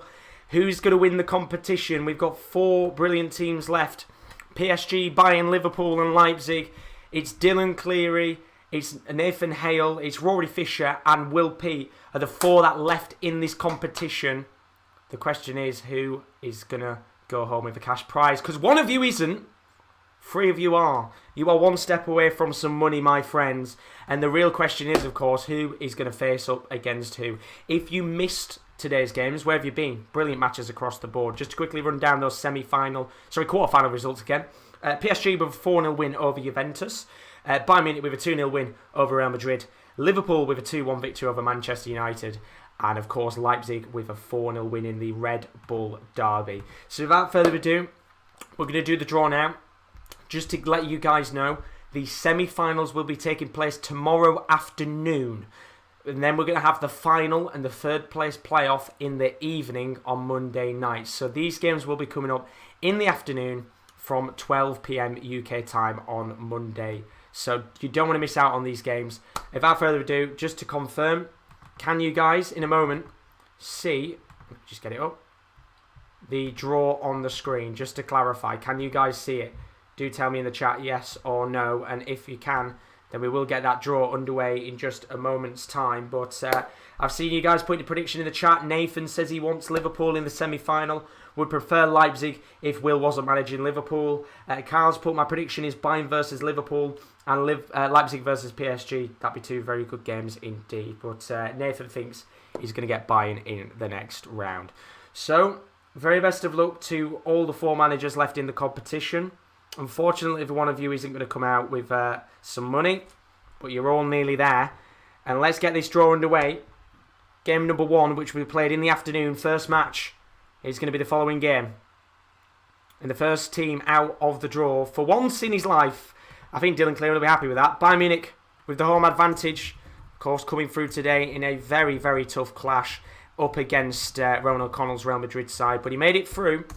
And so Bayern Munich, in the first fixture in the afternoon tomorrow, will be coming up against, in the Champions League semi-finals, it's an all-German clash. Rory Fischer will be taking on Bayern Munich, which means there is one other fixture to be drawn out in a second. Bayern Munich, Dylan Cleary up against RB Leipzig, Rory Fischer, which means the boys have got what they've wanted. PSG, Liverpool, but who's got the home advantage? The answer to that question is Paris Saint-Germain. So Nathan Hale has the home advantage in the semi-final, and of course he will be coming up against his friend Will Pete in what is going to be a derby that you will not want to miss out on tomorrow afternoon. So once again, to quickly run down the draw for you, for those of you that's wondering who's going to be facing who in the semi-finals from 12 o'clock tomorrow afternoon, do not forget, as you can see on your screen, Bayern Munich, and that's Dylan Cleary, he'll be coming up against RB Leipzig, that is against Rory Fischer. And then, of course, the match that I think Will and Nathan so desperately wanted, they've got it, is PSG against Liverpool. Nathan Hale will be up against Will Pete. Bayern Munich versus Leipzig will be the first match tomorrow. Once again, as always, these games will be 2-leg ties. We'll be going from 12 o'clock in the afternoon with the final, and the third place playoff taking place in the evening from 7 p.m. UK time. So that is the draw for now. There is no evening session tonight, of course, because coming up in about, an hour's time, Rowan O'Connell will be live with the F1 Bahrain Grand Prix watch-along. The first F1 race of the 2021 season gets underway. So do not miss out on that on the channel, because that will be coming up in about the next hour's time. But as for now, we are down to our final 4. Bayern Munich, PSG, Leipzig and Liverpool. Who's going to be a favourite? We're back tomorrow afternoon, 12 p.m. UK time for the semi-finals. But as for now, I hope you guys have a fantastic morning, evening or afternoon wherever you are. And we hope to see you again soon on the channel. Good afternoon. Well, I was about to say good night. Have a fantastic afternoon is what I will say. See you later.